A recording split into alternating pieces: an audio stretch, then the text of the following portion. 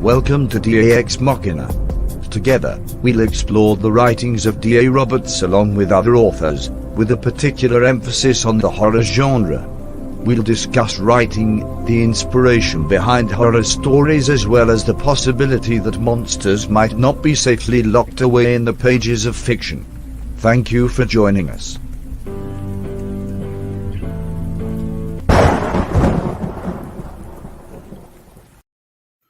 Good evening, folks, and welcome to DAX Machina.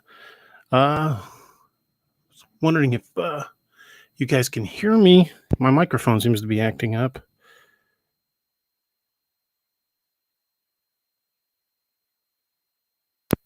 Hello, hello. There we go. Okay, the microphone was dead there for a second.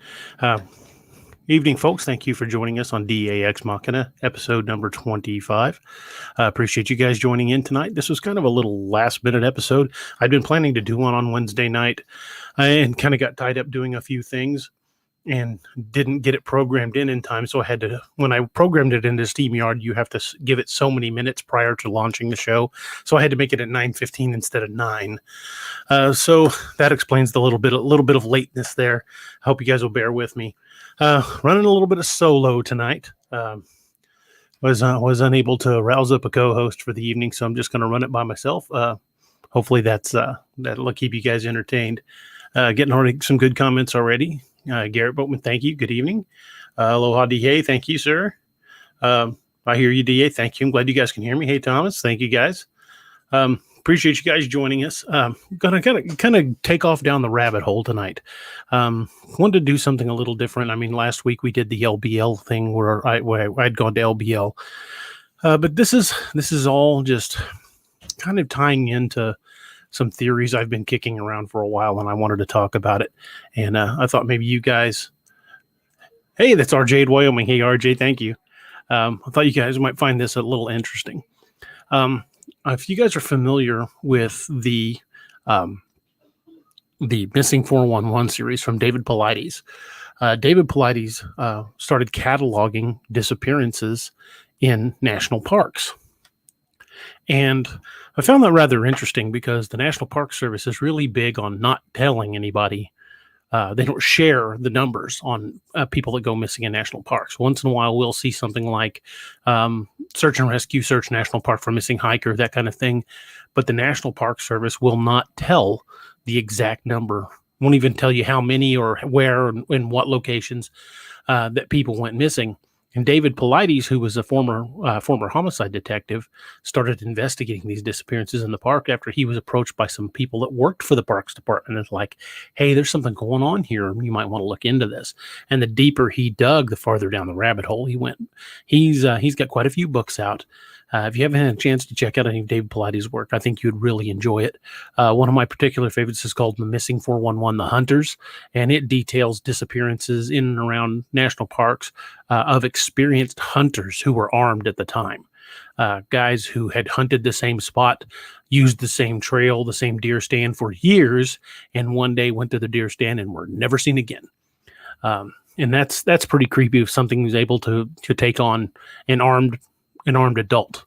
It's one thing to go after a child with a bow who's bow hunting for the first time, but an experienced hunter who's hunted that same patch of land for many years, who is armed, to be able to take somebody out like that out without leaving a trace is pretty impressive. Kind of terrifying. We're already starting to get some likes and loves. A love from Tony Konopka, and likes from Bobby Casey and Thomas Whitney. Guys, thank you very much. Appreciate that. What I wanted to point out about the Missing 411 thing is when David Paulides started digging and using Freedom of Information Acts, he did get some information out of the National Park Service, but not a lot. There's a lot they're withholding. In fact, they told him that in order for them to compile a complete list, it would cost him upwards of $1 million, which I think is ridiculous. I think it's their way of stonewalling him. And to me, it just says there's something going on they don't want us to know. To that end, I wanted to show you something. This is David Paulides identified areas that he referred to as clusters and giant and superclusters of disappearances. The largest in the United States being in Yosemite National Park. More people have gone missing there than any other cluster in the United States. And it's kind of interesting when you take that map, and I'm going to pull a picture up right now. The upper map is a map of the clusters of disappearances. The lower map is a map of the known massive cave networks that exist beneath the United States. All of these areas are riddled with caves. In fact, if you look over toward the Appalachian Mountains, some of those caves extend for hundreds of miles. It's been theorized by cryptozoologists for a long time that both Bigfoot and Dogman and other creatures, other cryptids, have used these cave systems as kind of a highway and a living ground. And most of these cave systems have not been scratched the surface of as far as being explored. I know the Mammoth cave systems in Kentucky and Tennessee, we know they go for hundreds of miles, but they've only explored just a few miles in any direction, simply because it's very difficult to mount an underground expedition and have a constant supply line, because it's not like you can just have a helicopter come overhead and lower you more supplies down. You are hundreds of feet below the ground, and in some places you're in areas where the air is not really breathable. Usually that's due to methane deposits from bat guano. And if you're not familiar with the term guano, I think context probably fills that in, but basically bat feces gives off methane gas, and when it fills a chamber, not only is a explosive hazard, but you could also die from not being able to breathe it. Facebook user said redacted pages. True. Hey, Alan, thanks for joining us, man. You should come on my show, Night Dreams Talk Radio. Yeah, shoot me a message. I'd love to. Alan, thanks for swapping by, buddy. Alan, if you want to jump in, let me know, and I'll be happy to send you a link. But what I really wanted to touch base with this is, there's 400,000 people a year reported missing in California alone a year. That was told me by a San Bernardino homicide detective some years ago. According to NAMI, they say that over 600,000 people go missing every year. And I know that seems like a big number of people, but when you look at the population of the United States being rapidly approaching 400 million people, 600,000 people going missing is not that big a number. 600,000 people, when you're looking at a 400 million population, is less than 1%. And it still seems like, 1% would be a lot of people, but remember, we got to take into account a lot of those are probably homeless who went off the grid and didn't want to be spoken to. Not all of them we're talking about are homicide victims or people that went missing in national parks, but there are thousands upon thousands of missing persons cases every year. Some of those are never solved. Oh, this is extra zero there, so I guess it's 40,000. What do the orange dots on the map mean? They're the ones in Georgia, close to where I live. The orange dots on the map, I'm assuming you're talking about the upper map. Those are large clusters of disappearances. If you go on Amazon.com, or if you've got Amazon Prime, go to the Prime Video section and put in Missing 411. You'll find a number of videos. In fact, there's even a movie about it that David Paulides and his son produced. But the Missing 411 series will, once you start down that rabbit hole, it's not like you can unsee it at that point. It starts bringing to light people that have been missing for years. And we're not talking this going back 5-10 years. This goes back decades that the national parks have been hiding these numbers. Like the Land Between the Lakes area, they only really started tracking that when it became a national use area, like a part of the national park system. And that was in 1963. Before then, it wasn't even tracked at all. Same thing with when you start dealing with areas here in Missouri, like when they built the Bagnell Dam, and Bagnell Dam, I believe, was built, I want to say, in the 1930s. I'd have to look that up to be sure, but I think it was in the 20s or 30s that Bagnell Dam was built, and there were a lot of weird sightings in that river valley before the dam was built that are just, I don't know if people don't report them to this day or if they stopped. But there's been a lot of weird activity in Missouri over the the couple hundred years that it's been populated. Hey, it looks like Sentinel's in the house. Hey, buddy. What's up, gents? Thanks for joining us. Yeah, I heard you were lone wolfing tonight. Yeah, I was a Wait little on. lonely. Appreciate you stopping by. Hey, what else can I be doing? Get you some Black Rifle coffee there. Always. Same here. So I heard you're talking about the 411 series. Yeah. Great series. I watched it a while back when y'all were talking about it on another show. Might have been the same one as yours. But it was with this group. Mm-hmm. Man, it's insane to watch that thing. And I tell anybody that is interested in this, they really need to look at that. It's a well done series, couple of shows. Well, he's also got like 7 or 8 books. Right. He did a hell of a job on that thing. Very detailed too. And it makes you think. Oh yeah. And the great thing about it is that he never out and out says, I think it was Bigfoot or I think it was aliens. He never says that. He just presents the evidence and lets you draw your own conclusions. And that to me is the best part, because, it doesn't matter what angle you're approaching it from. He just presents the evidence, and the evidence speaks for itself. Very obviously, something out there is taking people, and these aren't grizzly bear kills. These aren't wolf kills. These aren't mountain lion kills, because I don't know if any of you are familiar with wild animal attacks. Wild animal attacks leave a mess. You don't get clean kills from wild animal attacks. These are intelligent kills that are covering their tracks, and people are just vanishing. In cases of some small children who vanished, they were found dozens of miles away over terrain a child that small couldn't have gotten through. Right. With the child being able to offer no explanation how they got there. Really weird stuff. Yeah. So if you haven't had a chance to check out the Missing 411, the books are awesome. The videos are great. My favorite, again, is that Missing 411, The Hunted, when it's talking about the hunters that have gone missing. It was one account, and I'm not even sure if it's on Missing 411. I can't remember where I read about it, but it might have been Missing 411. There was a hunter in northern Georgia who went out with some friends, and they were scattered down a valley in deer stands.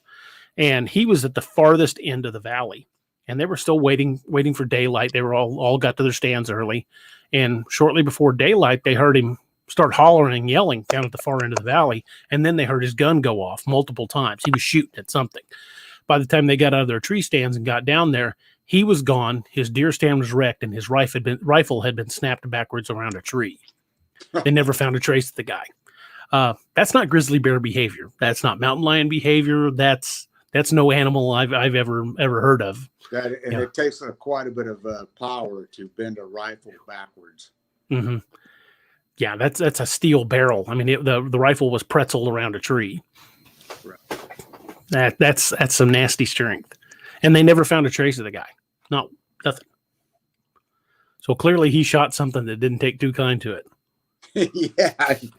Yeah. When you're shooting something that you just piss off, then you know it's coming at you.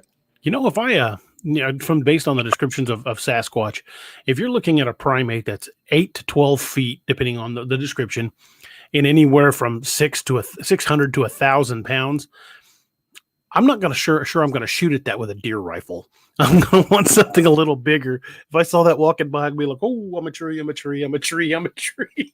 Correct. Hope you don't see me. At the minimum, you're thinking, okay, at the least, some kind of bear load to even what they shoot gorillas with over in Africa, or an elephant gun, mixture of something, of if that big your intent is that big 700 nitro rifle. the big game stuff that you're taking down huge animals with. Oh yeah, it's just but like you're saying, though, a lot of guys are just going out there and hitting up a deer stand or doing some other kind of a hunt, and a lot of these sightings are seen by folks that some of them are just hikers, and some of them are just out there doing turkey or some other kind of game, and they're not expecting that. No, definitely not. Evening, General. Thank you for joining us. What's going on? Sorry, when you messaged me back, I just pulled a bag of popcorn out, so I figured I'd eat that real fast. No problem. Thomas. Alan Gambo said he watched the movie. Thomas said, "What's up, Sentinel?" Bobby Casey said, "I listened to Rusty West on YouTube. He talks about the missing." Adam Shepard says, "David Pilates has also done a number of interviews on Coast to Coast AM that you can find with a quick Google search. I would highly recommend going through them if you have the time. They are really good." RJ says, "I would think it would likely be a combination of things: animal predation, paranormal unknowns, Bigfoot, dog band, serial killers. Yeah, could be any and all of the above." And Bobby Casey says, "Beowulf 50 cal. Yeah, the Beowulf 50 cal, the great equalizer. 4570 government. Yeah, you're not getting a lot of distance on that Beowulf either. So Yeah, about 100 meters. Yeah, we shoot them up here and cool round, but it's you're not getting a lot of distance, so you better be dead hitting it. What about that 458 SOCOM? What's the maximum range on that? I'd have to look that one up. What I read was between 200 and 250 meters because it's such a heavy round. But I don't know. I never fired one. Tracking. Todd Hunter says, "Hi, all. Running late." Well, thank you for joining us, sir. This is where we're going to jump down the rabbit hole, folks. If you're already familiar with the David Pilates, and if you've been listening, we've talked about it a little bit. The missing 411 in the national parks, and also the picture that I showed, and I'll bring it up again, of how the major clusters seem to correspond with major cave networks, which is also frightening. But what's that? I was just going to make an observation. I just find it odd going up the spine of the Appalachian. You've got such clusters going on up through there, really populated. Mm-hmm. Yeah, there are vast cave networks under the Appalachians. So they believe that those cave networks are actually connected somewhere deep, but we've never been that deep. Well, there's a whole lot of unemployed West Virginia miners, and the government gets. That's a true statement there. Yeah. So send the boys from West Virginia down to explore them. That'll do it. We're getting more likes. Todd Hunter, Kendall Vernell, Eric Ogle, Adam Shepard, and Alan Gamboa. Thank you, gentlemen. Appreciate that. London Forbes says, "Woohoo, good one tonight, boys." Thank you. Thank you very much. Well, like I said, this is where we're going to jump down the rabbit hole. Okay. We have had a president, not in our lifetime, obviously, who believed in cryptids. And that president was Teddy Roosevelt. If you're unfamiliar with Teddy Roosevelt's book, The Wilderness Hunter, it is still available now on Amazon. In fact, I will post the link to it right now in the chat so you guys can check it out. But the book is called The Wilderness Hunter, and it was a collection of stories that he gathered while he hunted all over the American West. One of the stories is known as the Bauman incident, and the story talks about how two trappers went deep up into the mountains of Wyoming. And I don't know exactly where it's at because they say that on the modern maps, the names of the valleys have been changed. So they're not even the same from the story. I would love to find it. That'd be awesome. Grab Sentinel and a couple people and go up there on horseback and spend a week looking around, see what we could find. I would love to do that. London Forbes says, Lincoln talked about Giants of America. Yes, he did. Well, we're not quite that far down the rabbit hole, but we'll get there. We will eventually get there. But Teddy Roosevelt documented that case called the Bauman incident, where two trappers went up into this Wyoming valley where there had been lots of beaver sign, and they started putting their traps out. And the first night they were there, something big came into their camps, and Bauman jumped up, tried to shoot it, and it ran off before he could get a shot. His partner got up. They got the fire going. He got a brand from the fire and started studying the tracks. And they were saying, "What was it, a bear?" Because they didn't get a good look at it. And his partner was telling him, and I don't remember the partner's name, but it says it in the book. His partner was saying, "Well, I've never seen a bear walking on two legs. This is on two legs, and these are huge tracks." And Bauman kind of whatever, they kind of blew it off. But then when they went to set their traps the next day and came back, their camp had been destroyed. So they rebuilt the camp and found more of these large tracks around the camp. And Then again that night, something came into the camp. Things were starting to walk around their camp at night, and they got the creeps like we need to get the hell out of here. So they said, all right, the next morning, we're going to get up, we're going to go pick up all our traps and get out of here. And Bauman's, they agreed. The next day they go out together. They start pulling up their tracks, and they get to about midday, and the partner says, I'm going to go back and break camp. You pick up the last 3 or 4 traps and meet me back at camp. Well, he found beaver in a couple of the traps, so he had to dress them out, cut the skins loose. By the time he got back to camp, it was almost dark. He found the fire going. The camp looked like it was fine, but he found his buddy had his throat bitten into by something with huge teeth, and he'd been basically stomped around. They said the phrase he used was gimbaled upon, like a creature had rolled on it or something. But he detailed a lethal Bigfoot attack. Bauman grabbed what gear he could carry and ran until he got down to the lower elevations where they had the horses tied, and then he just rode as fast as he could go. He never went back. He left a lot of his gear, left their camp supplies. He only grabbed what he could carry and took off. Years later, people began putting 2 and 2 together. There's a large percentage of people that are familiar with the Bauman incident that think Bauman was actually Teddy Roosevelt himself, and he changed the name to not give himself a bad reputation when he ran for president. That he actually was the guy that had seen the Bigfoot creature. That he was Bauman, which is a really cool story if you have a chance to read it. If you go on YouTube, you can listen to narrated accounts of the Bauman incident, and there's some good ones. There's some not some good ones, but there's some really good accounts out there. You can check it out. This is one of Roosevelt ever saw anything and just never said anything due to politics. I think you're onto something there. But getting back to that, Teddy Roosevelt, who later became president, again, I think he was well aware of these creatures and the fact that they were killing people. Teddy Roosevelt created the National Park Service. He cordoned off hundreds of thousands, upwards of millions, to be honest, of acres of land that nobody could develop or go into without government permission. And some of that land is even closed today. We're still not allowed to go in on it. There are areas of Yosemite we're not allowed to go. There are areas of most national parks, most large national parks like Sequoia and stuff, that they don't let people day use. They don't let them camp there. Same thing if you go up in Alaska, like in, Denali. There are parts of Denali you're not allowed to go to. They call them game preserves, and that there's endangered species and things like that. They've got reasons for it, but the simple fact of the matter is Roosevelt knew about these things, and he created the National Park Service. And I think he created the National Park Service as a barrier to keep people away from where the bulk of these dangerous cryptids are, and for him to be able to place people to keep an eye on them. And that's why I think the national parks were created. This is just my theory. I could be 100% wrong. This is just something that I've put 2 and 2 together over many, many months and months and months of reading.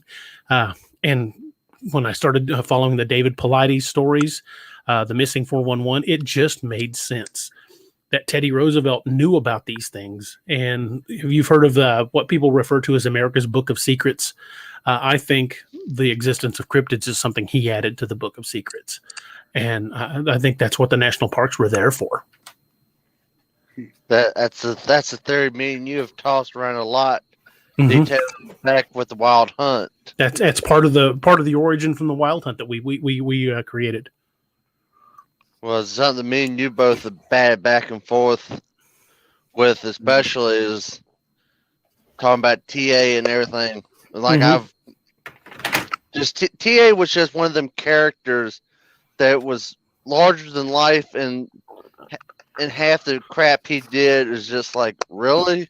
Oh yeah, the guy went to Africa to hunt gorillas. I mean, the guy's hunted everything. He hunted Cape buffalo. He was not afraid of a challenge, but he created the National Park Service, and I honestly think it was to protect people from dangerous creatures. Well, I was just talking about what's on his resume. His resume was so impressive. Hell, the guy was shot prior to a speech. The bullet went through the speech that was in his pocket and still penetrated like 2 inches into his chest. The guy delivered the speech before he went to the hospital. I mean, who does that?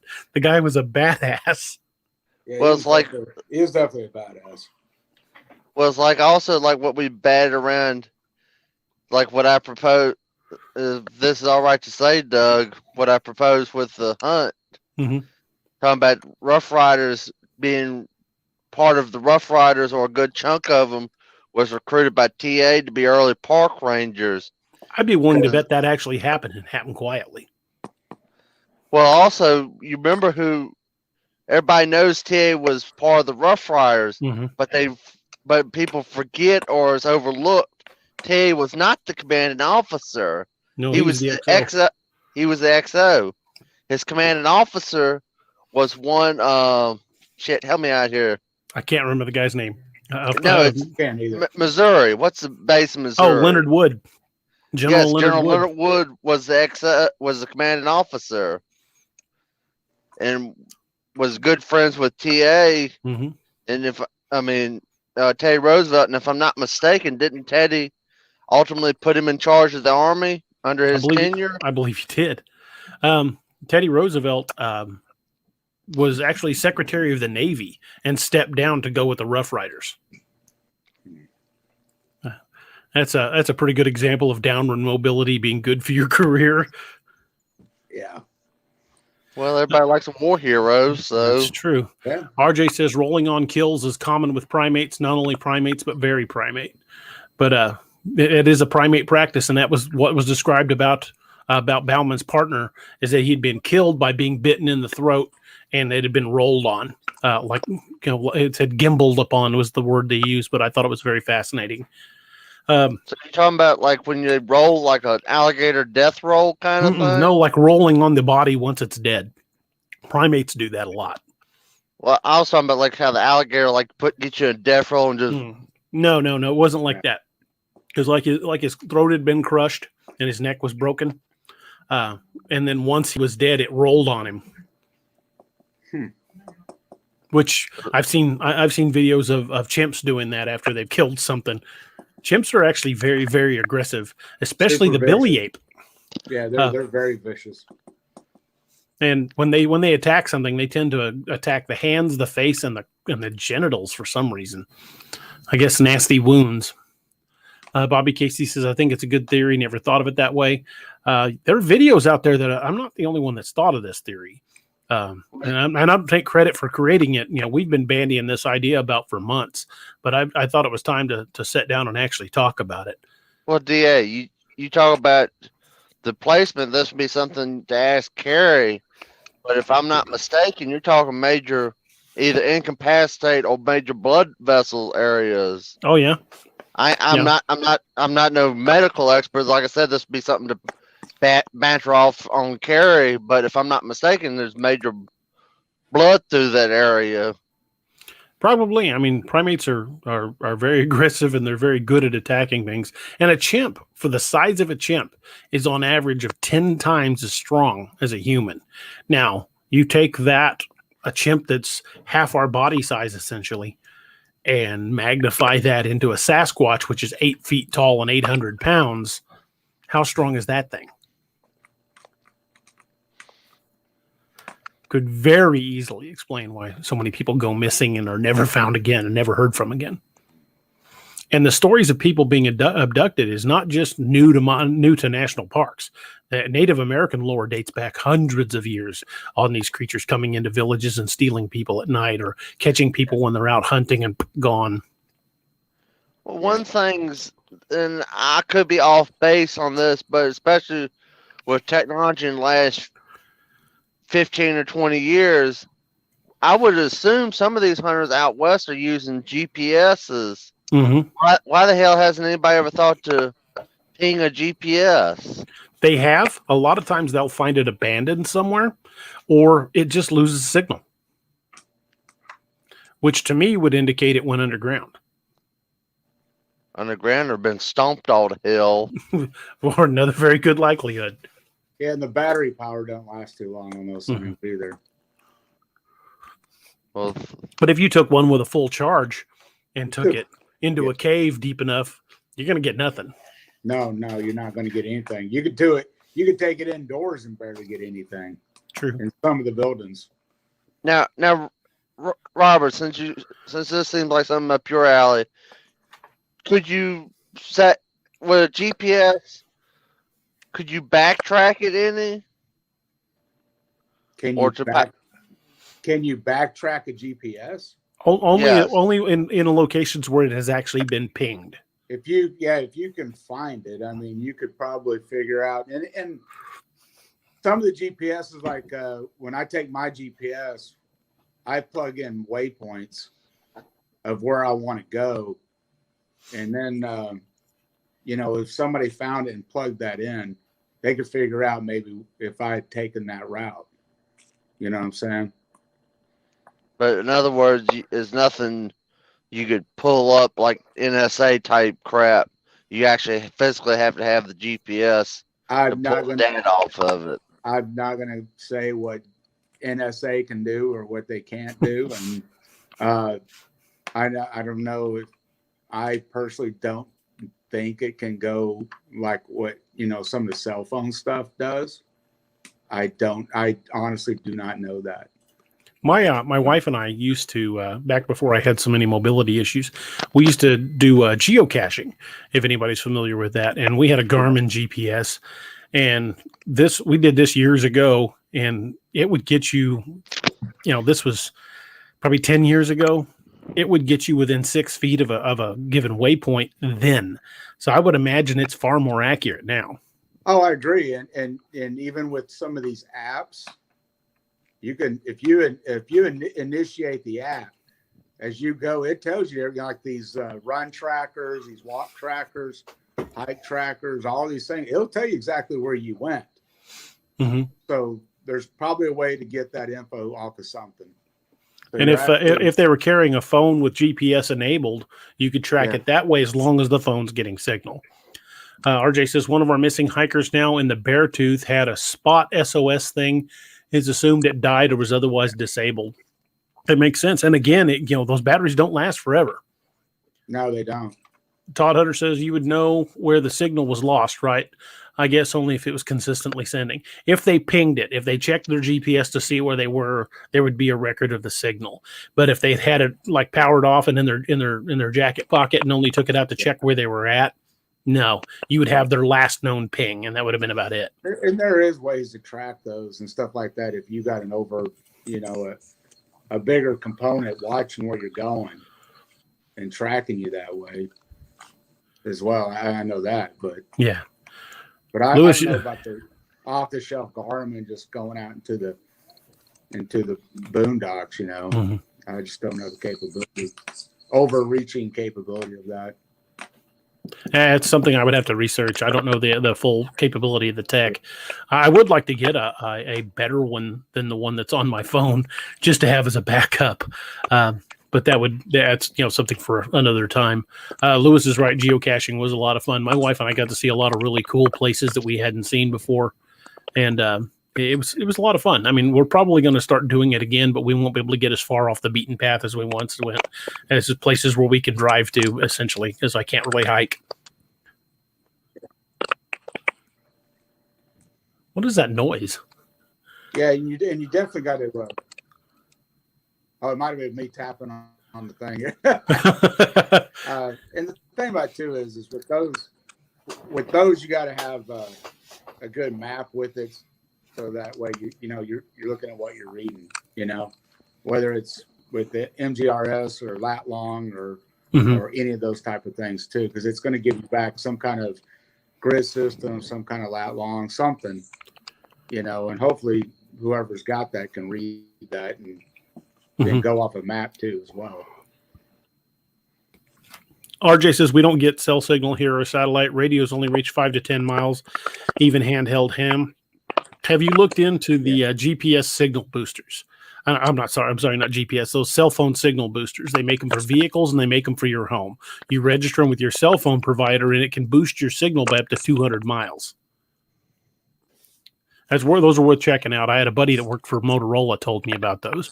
I'm probably going to get one for my van prior to my next expedition to LBL. What is that noise? Keep hearing this weird noise. I don't hear anything. I hear it clicking. I seen something behind you move.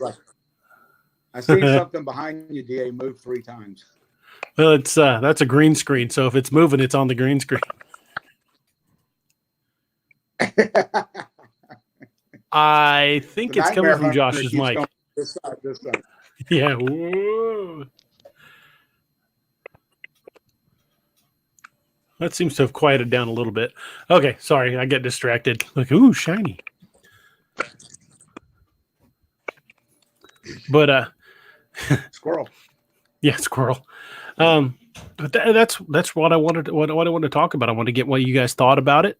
Get some input from the group, from the crowd, and see what you guys thought. But I think it's more than just compelling. It's more than coincidental that Teddy Roosevelt, who had his own Bigfoot encounter, created the National Park Service and therefore kept people away from areas that are essentially hot zones for disappearances, which is kind of terrifying. Or as I've phrased it, built cryptid reservations low. Yeah.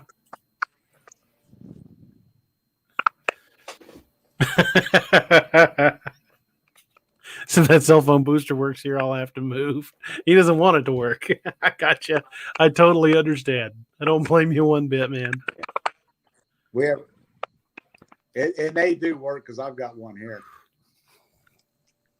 Yeah, I've been wanting to get one for the van, and some of them are fairly reasonable.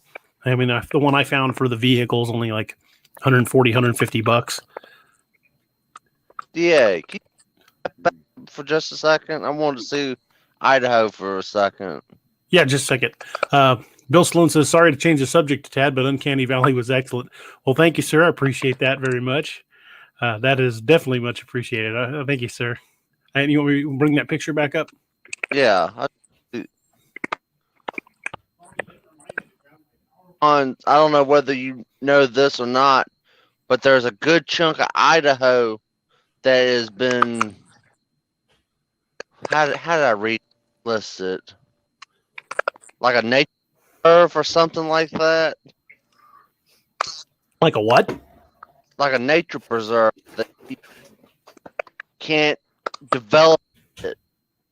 It's like government land and all. Oh yeah, there's a lot of those areas up there that's still government land, even though it's not part of a national park.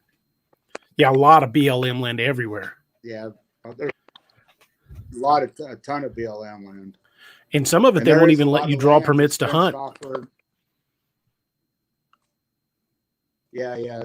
I mean, you could drive down the road in some places, and it's got cyclone fences for miles and nothing out there that you could see. That is really weird.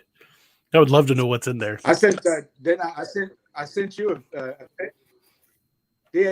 I sent you a picture of that, didn't I? Mm-hmm. That one time when I was over in the woods. Mm-hmm. Over there down in East Texas. Want to know where the hell that fence went? Big fence line for nothing. Yeah, out of nowhere. And I've talked to some folks that have been up there before, and they hadn't seen that before either. So I don't know when it got there, but it was a brand new, good looking fence to me. Yeah, well maintained. They certainly wanted something to stay in or out. Yeah. And that was an area that had quite a few activity there too. Todd Hunter says Uncanny Valley was excellent. Brought back a lot of memories from my time on the rim. I think I appreciate that. I wanted to do something in the Mogollon Rim because I think that area is really fascinating. Even though it's such a sparse landscape, there's also thick woods, and it's just such a weird organization of the way the topography comes together. And Robert there is going to go out there at some point to Mogollon and try to get some images, which I think will be awesome. Hopefully, if if I can get mobile here before too many more months, hopefully I can head out that way and go with them. I think that would be awesome. Yeah, hit some of those back trails, especially the one on where the actual kidnapping in Uncanny Valley happened. Bobby Casey says, "What's the time frame on your next book?" Well, Uncanny Valley just dropped. Was it a week and a half, 2 weeks ago? So you have to give me a few weeks. I mean, I'm still working. Hopefully, I will have something concrete to give you a release date on the next 3 to 4 weeks. Faster if I can. Depends on which iron in the fire. I said depends on which iron in the fire takes off. Exactly. I've got 3 books running currently. Luis is the new area in Area 51 in Idaho. That very well could be it. But I've got the first book of Man's Marauders, my new sci-fi series. I'm working on the 3rd installment of Lakeview Man, Beast of Blunk Road. And you can get a highlight of that, the Beast of Blunk Road, from the video I shot, which is on my YouTube. And it's just give you a view of what the area is like. It's just really densely wooded down there, pretty remote. I've got that going, and I've got a fantasy project that I haven't fully announced yet that will definitely be in the works very soon. And join the Discord to find out. Yeah, join the Discord to find out. Check out the Patreon at patreon.com/DARobertsAuthor. Please check that out. Everything in the Patreon community is set up to help, where you can help not only shape the direction the books are going. You get to vote on titles, vote on covers, have direct input in the direction the stories are going. You'll have access to author AMAs and be able to actually help me decide what books we're going to do at what point. And, again, titles and looking at book covers before anybody's seen them, and help decide which cover we're going to go with. You'll also have the opportunity to be able to have characters named after yourself, but that's at the higher tiers of the Patreon. So please check that Patreon out. That does help out an immense amount. It helps with advertising for the books. It helps with website fees. It helps. It's not just something that just is frivolous. It's all stuff that everything in the Patreon is going to go to help with things that will help me keep the books coming, and take a lot of weight off of me, like website fees and buying my Microsoft Word subscriptions and things like all. It's all book related. It is all 100% book related. It's not used for anything but that. And if there's anything extra, it'll go into equipment for the podcasts. Like coffee. No, I've still got a crap load of coffee, so I'm good. That's what he meant by pods. So you buy some more pods. There you go. Go podcast with the Keurig. I don't like Keurig. Keurig doesn't make good coffee. I like the percolator. I don't know if you saw. I don't know if you heard. But I sent Doug 10 pounds of Black Rifle coffee for his birthday. Yeah. Robert. This box showed up on my porch. I'm like, what the hell is that? Yeah, I'm still powering through that. That's going to take me a hot minute. That's awesome. Yeah, if you look at your Black Rifle coffee, the Just Black comes in a 5-pound bag. That's one of my favorites. I like the dark roasts. Thomas's Patreon's going straight to Bushmills. Yeah, I don't think so, man. No. I do like me some Bushmills, though. That's just a rumor, dadgummit. Yeah, persistent rumor, which I deny. Bushmills is good stuff. I'm going to have a glass of what I call Old Sentinel now. I took a bottle of low-end, was that Oh, there's so many jokes to go with that. Old Sentinel. It was Tullamore Dew, which is about a $20. Yeah. It's very dark now. You might want to see a doctor. But I took a bottle of Tullamore Dew, which is about a $22 bottle of whiskey. It's Irish whiskey. It's pretty good, but it's fairly low end. It's got a little bite to it. and I've got this wooden aging cask that I got for my birthday, and I put that entire bottle in that and left it since June. So it's got a different property to it now. It's aged it very well, so I'm going to have a glass of that here shortly. Tullamore's $20 a gallon. You're pretty close. He ain't buying Evan Williams. That's true. You can get that by the tanker car. Hey, I got to grab the power cord real quick or I'm going to die off. Okay. So I'll be right back. All righty. Don't go anywhere. I wasn't planning on it. I'll be back.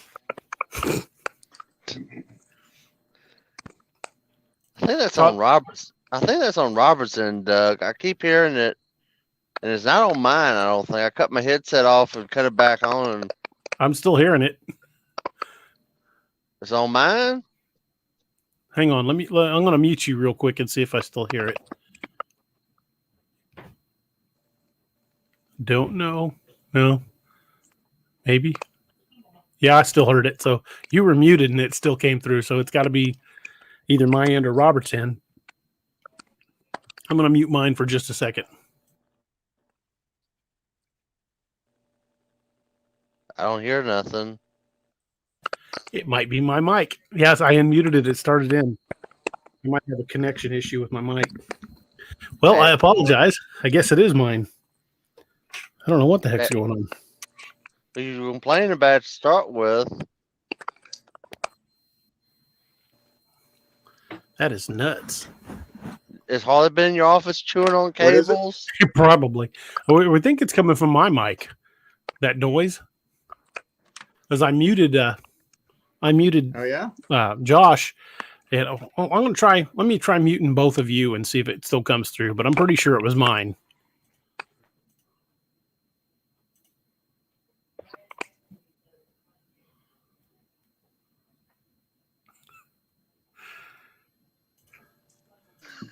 I didn't hear it then either. So it's either me or Robert. No, I heard it on yours when you spoke.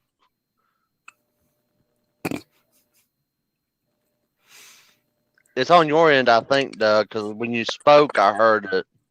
Oh, Billson says sounds like a keyboard. It's not my keyboard. I'm not doing anything with the keyboard. I think Harley's been chewing on your cables. It's possible, a little turd. Thomas is alien or tech related. It's the no such agency listening in on us. Robert, we know you're not muted. I muted your mic. RJ says it's DA. It probably is. In which case, I don't know what the hell is causing it. I don't know what the hell's causing it.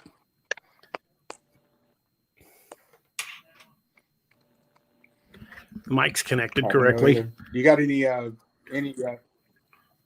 other electronic devices next to it, like the phone or anything? No. I don't know what it would be picking up. Unless it's getting interference from a crap load of cutlery. Toys, anything like that? A cup of coffee and a bunch of cutlery.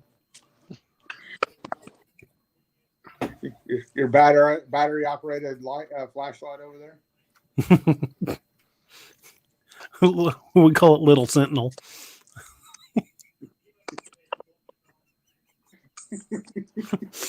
I thought you'd like that. Well, we got sidetracked there. Trying to chase down the noise. Yeah, squirrel. Exactly. Yeah, it probably is my mic. I'm going to have to check and see if I've got a short in my cord. I am planning on going back to LBL, and that'll probably be sometime mid to late October, maybe in that area. And Todd says give it a good whack. It always works with the TV. Slip off the windscreen, shake it, then replace it. Well, it's not the pop filter. I don't know what the hell's causing it. There's nothing around here that could be causing weird interference.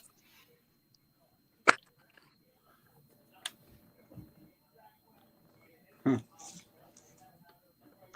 can hear it on my headphone, but I don't hear it.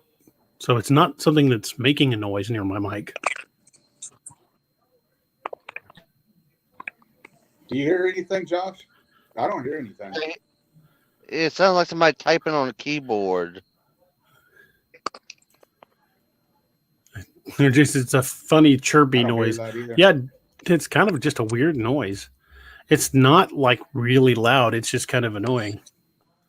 Like you're doing your predator thing. It's the hat band. It does sound almost like a keyboard once in a while, but I'm not touching my keys. Weird. Anyway, we'll just ignore it, I guess. That's about all we can do. Nothing seems to be fixing it. Hey, you drive on. Yeah, Fido. Thomas Whitney says, seriously, windscreen. I don't know what, if you mean the fuzzy mic. I don't think that's it. I need to get a new pop filter, but it's not the pop filter because it's making the noise whether I'm talking or not.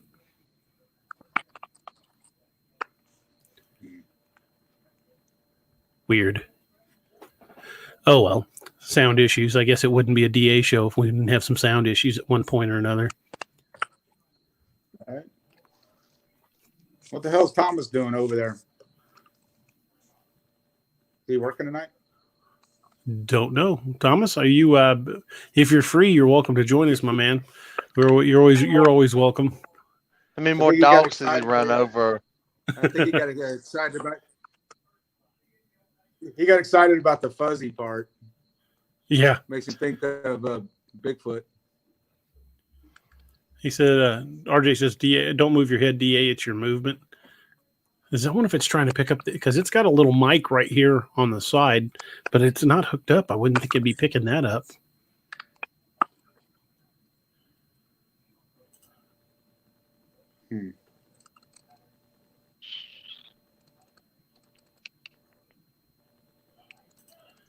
Well, man, you're welcome to join us if you want. Have either of you guys watched? Yeah, have either of you guys watched the Missing 411 The Hunters? Mm-mm. If you get a chance, check it out. If you've got Amazon Prime, you can watch it for free on Amazon Video. I've watched it a couple of times now, and it's got a lot of really good information. Granted, a couple of the people that were experienced hunters that went missing were up there in years, but not all of them. Some of them were, guys in good health. I mean, good health and fairly young guys. Yeah, some of them were young guys. Yeah. Yeah, there's a couple of them that were older fellas that went missing, but not all of them. And that's kind of a terrifying part. Yeah, some of them had a ton of experience in the area, been out there for years, and just came up missing one day. And that's unsettling. It was very interesting. Yeah, I've sat in a deer stand many a time, and that's just to think you're sitting there in the deer stand minding your own business, and this big freaking hairy arm comes and yanks you out of the deer stand. Ugh.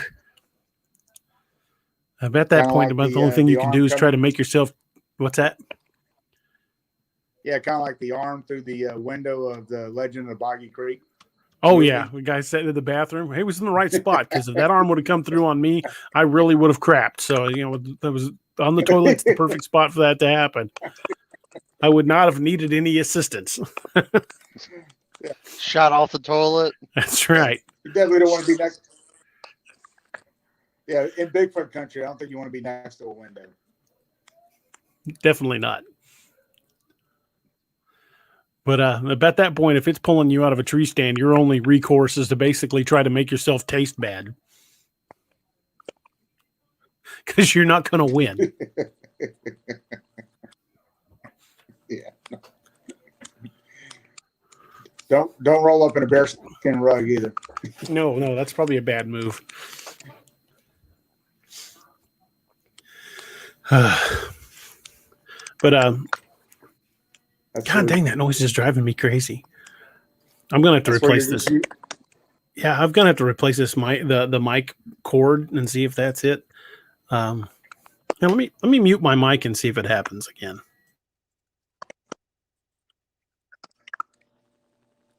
No, I'm hearing it still.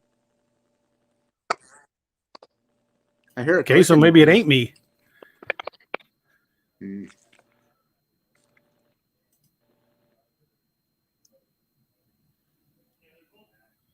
Don't hear it now.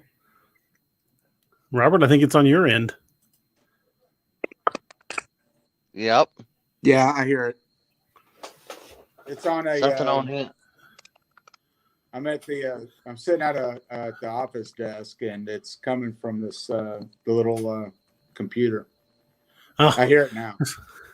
that's weird. It was making like a real squishy kind of noise. I'm like, what the hell is that? Well, all I hear is it's just like a constant little tapping, is what I hear. Is that what Well, you're getting? Well, it's got some distortion to it over the air, so it could be just a tapping. Yeah. This is probably the plate in my head. Yeah, very well. Could be. RJ says the weird ones I thought were the ones they took the clothes off, folded, and stacked them, and were gone.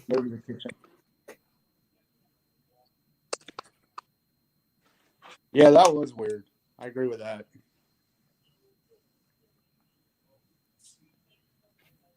Yeah, there were a number of those where they found articles of clothing. Keep me in the dark.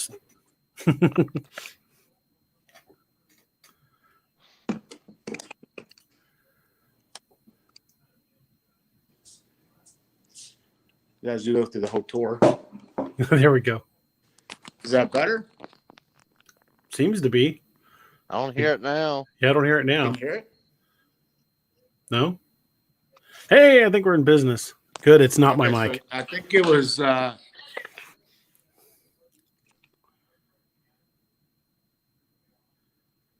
think we just lost Sentinel. He just kind of froze.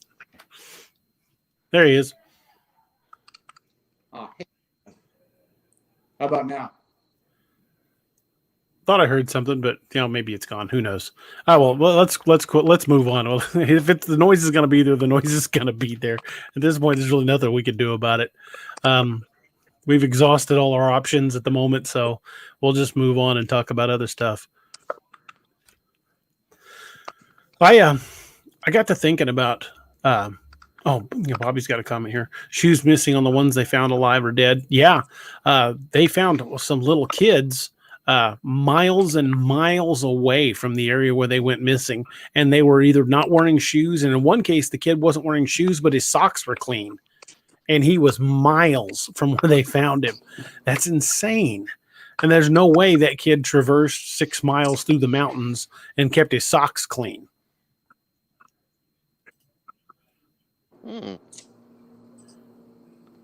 Interesting.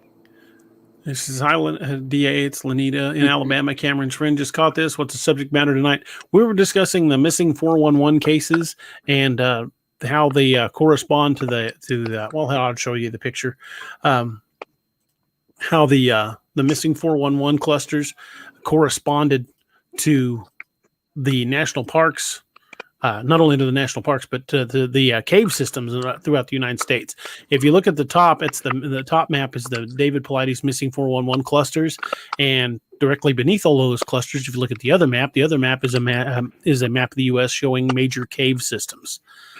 So every one of those clusters is near very large cave systems, and if you look where Missouri's at, we're just riddled with them. Missouri is a huge cave state. Yay. Yes, sir. I was trying to find what I was talking about in Idaho, and I just ran across something else. Mm-hmm. I just sent it to you via Facebook. I hadn't heard of this one before, but that's just adding more fuel to the fire than I think.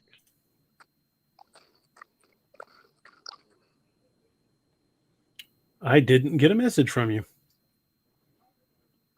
There it is. Yeah. I hadn't heard of this one, but that just adds more fuel to the fire. Oh, absolutely. This was done. That was done in '68. The National Wild and Scenic River Systems. Well, they've Yeah. it's long been said by researchers that Bigfoot creatures use the river systems like highways. Most Bigfoot sightings are very close to a body of water. It might be a river, it might be a lake, sometimes it's even the ocean, but there's generally a body of water somewhere nearby. And in the cases of the Dogman and Bigfoot sightings in the LBL area, they're surrounded by lakes. And it's long been a theory that cryptids, specifically Bigfoot, uses large lakes and rivers as not only water sources but easy ways to navigate. In Louisiana, Missouri, where the Momo the monster was seen, the bulk of the sightings were under the bridge near the river. Some of the sightings were in town, but the river runs through town, so it's right there. But it's not really surprising, I guess, when you think about it, to see how many cryptid sightings are actually close to major bodies of water. And you looking at that at the National Wild and Scenic Riverway Systems, it's if you look at it, it's like a Rand McNally map. I mean, they can go anywhere in the United States following those rivers. Well, it says, reading directly off of it, it says as of November 2018, there was 209 rivers totaling 12,754 miles over 40 states and Puerto Rico. That's a lot of states and a lot of miles. Got more likes from Tyler Marshall and Luis Noriega. Thank you, gentlemen. Appreciate that. When we'll start looking at these waterways and these cave systems combined, we start seeing a really disturbing pattern. More disturbing than Robert showing up. Let me remove that extra one. There we go. That'll pop in a little better. But if cryptids are using these cave systems as a major highway and they correspond to the disappearances in national parks, if we actually sent spelunkers deep enough into those caves, what are we going to find? There are a lot of stories that have come out of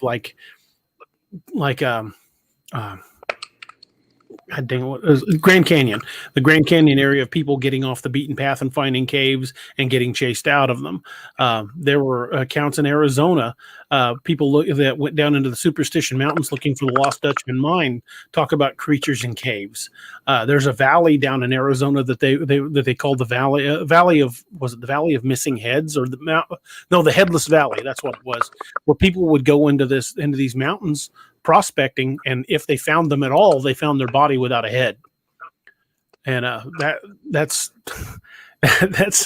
would take some pretty good strength to rip a head off.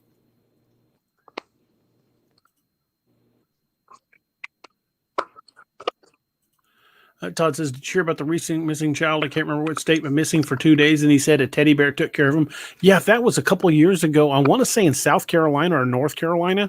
Kid was missing for 3 days and said that a big bear took care of him. That's not bear behavior. If a bear found a small human child, it's going to eat it. That doesn't sound like typical bear behavior to me. Of course, to a 3-year-old, a giant Sasquatch would probably, only logic a kid could say would probably be bear. At least that makes sense. I would love to be able to hear the kid describe the bear. But I guess the family doesn't really do interviews and things like that. But that would be interesting to hear the kid actually describe what the bear looked like. Lenny says, the farm my Sasquatch live on has a running water, a lake, and granite mountains. Yeah, it's all the habitat they need. Says they travel the power lines, all kinds of tracks. Well, when they cut those big swaths through the woods, you can look on the aerial maps on Google Maps of specifically the LBL area. You can see these highways cut through the woods where these power lines go. It would make sense that any animal would follow the path of least resistance, even if it's following it just at the edge where it can easily step back and hide. When you're in the woods, visibility means you're going to get seen. Motion means visibility, and 99.9% of the time I've gotten a deer, I saw the movement before I realized what it was. And that's what I zoned in on was the movement. And then I realized it was a deer, and then I took my shot. Same thing with any other creature. Movement is what gives them away. So I would think a Sasquatch or a dog man is going to be very cagey about the amount of movement they do in the open. What's that? I said I finally found what I was looking for. It's What was called that? the Frank in Idaho. It's called the Frank Church River of No Return Wilderness Area. Created in 1980. It covers 2.36 million acres and is the largest continual federal managed wildlife area outside of Alaska. I wonder if people are allowed to go in there. Yes, but because the reason where I found this was on the History Channel, and it was small homesteads that were grandfathered in at the start, but everything's got to be brought in via river by jet boats or flown in. No, there's no vehicle trails in there. It's all. Wonder if you could bring it in on pack train. That too. That's only. There's people that actually run pack mules. Some of the ranches in there. They either bring the horses in and bring them out and keep a few on hand for wintertime and stage the rest of them at a ranch outside of the area. There's Dream. There he is. What's up, Bubba? How's it going, guys? It's going. How are you doing, brother? Good. I've poured myself a glass of Bushmills and decided to join the Sentinel, the General, and the Creator himself. Thank you, sir. Have you been listening in long? Oh yeah, I've been listening to most of the show. Sweet. So, what do you think about? Is it a coincidence that Teddy Roosevelt founded the National Park Service, and these are areas where people are disappearing? As somebody who loves digging in deep and falling down the rabbit hole, and just as much as anybody, I will say several things. Correlation does not equal causation. Number two, you put a hole big enough, people are going to fall into it quite a few times. Doesn't take a genius to fall and stumble into a hole. Caves are terrifying, and especially in areas where you have, no cell phone reception. Getting lost is very, very easy. Especially getting turned around in a cave system is very easy. When I was a child, I actually got lost in a cave, and it sounds a lot scarier until I tell you it was at the zoo and there was only one direction you could travel. But I was in there for a good, 15, 20 minutes with what should have been like a 1 to 2 minute walk. And I'm just staring at everything around me. Oh, Mom, Dad, you're a little kid, Yeah. It seemed like an eternity. Now, having said all of that, I think it's a perfect place for something to hide, perfect place for something to live. There's an amazing reason why it would get blocked off and, not given permits to hunt and, completely fenced off protected areas that you just can't access or get to. I would say, I know we have a military presence here with us tonight. And, again, thank you for your service. I trust individuals. I don't trust the government. So smart boy. If ever something came down where I'm waiting on the government to save me, nah. You're probably going to be waiting a while. Out. Yeah, I'm figuring something out. I'm going to go find Sentinel and be like, hey, buddy, I need your help. But, I love the fact that there's all this information out there and it's accessible, and like you were saying earlier, the facts just speak for themselves. You don't have to say Bigfoot or Sasquatch or any other number of words that are automatically going to flag you or thrown in the loony bin or discredited. Right. You just be like, okay, there's people missing. Okay, there's this giant number of caves or whatever. Like, let's talk about this. Heads are found ripped off. What does that? Not much. Not much. A gun is wrapped around a tree. What's going to do that? Any other animal wouldn't have the presence of mind to even try to do something like that. That's not in any animal's wheelhouse to intelligently think about that position. And it's not in any human's capabilities of actually wrapping it around a tree. Unless you're talking about, 5 drunk hunters in the woods, one of them showing off to their friends, hey, look what I learned. But for the most part, you're not going to see something like that done. So, it's very intriguing, and arguments can be made either way, but it's fun. The barrels of rifles are made out of hard forged steel. The only time I've ever seen the barrel of any rifle bent was when we ran too many rounds through an M60. Well, Sentinel can do it with his pinky and his thumb. It was cherry red and started to droop. Well, that's what I was about to say. If you anything steel is not going to move without a tremendous amount of force or being heated up. Mm-hmm.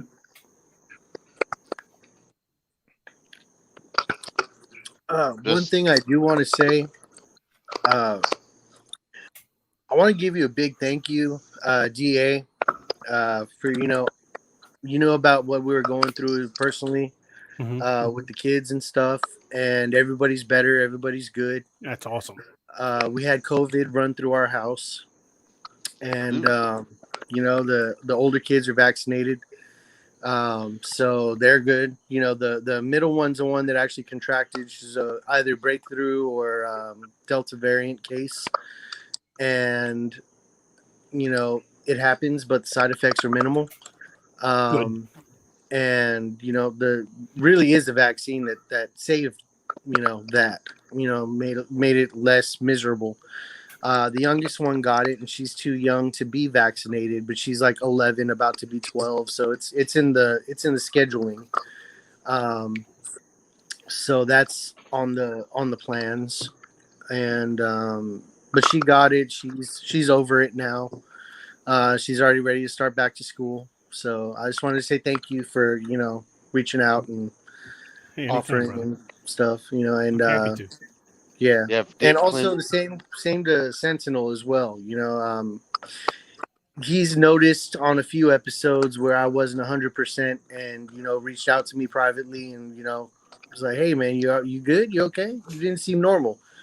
And that's rare and few and far between to be able to see that from people. So thank you guys. Hey, no problem, brother. Your family. Yeah. You have to deep clean the restaurant, Dream. No, fuck that. I'm tired tonight. I meant due to having COVID, did you have to go in actually, everybody else, everybody else in the family was went and got tested, and nobody else contracted it or had any other kind of contact with it. So the kids stayed quarantined, slid Snicker bars under the door every couple hours, and they're good to go. But so I mean, we didn't have to go through all the craziness because everybody that had connections to the restaurant tested negative, so it never made it that far. Good. And I completely praise the vaccine that stopped all that, because that would have been a nightmare having to shut down again, and because we shut down initially for COVID when the pandemic started up. We all shut down the restaurant for a good amount of time. And another couple weeks was not going to be pleasant. Yeah. I don't know how the rules and regulations for a restaurant in your case would be. I didn't know whether you just have to shut down for initial deep clean it and all that, or So everybody's good now? Yeah, everybody's good now. That's good. I'm happy to hear that. As far as the restaurant, if there had been an active case brought into the doors of the restaurant, we would have had to shut down and clean and sterilize and everything else like that. But like nobody that actually goes through the doors of the restaurant brought, any kind of, or viruses or anything else inside the building. Definitely. So That's definitely good. yeah. to dodge a bullet there. Yeah. So yeah, DA, Yes, sir. pull the windscreen off of your mic.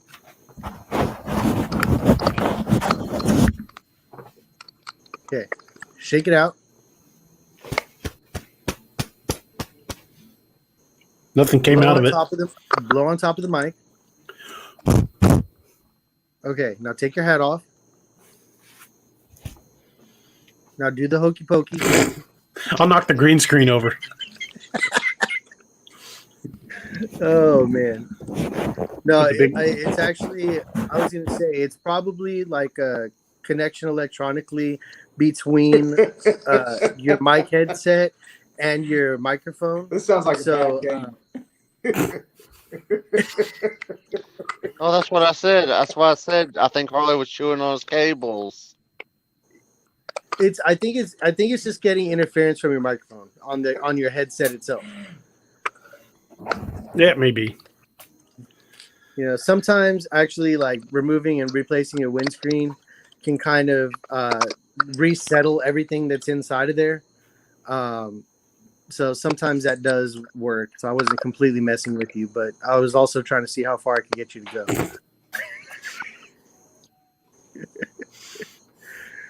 Oh my! Well, that's goodness. funny. Yeah. Bobby Casey says, is that the one they found in the middle of a swamp on an island and searchers had trouble getting to? That was actually a different case. They found a missing kid deep in the swamp on an island, and the kid was clean. No idea how the kid got there, and the kid couldn't articulate what had even happened to him.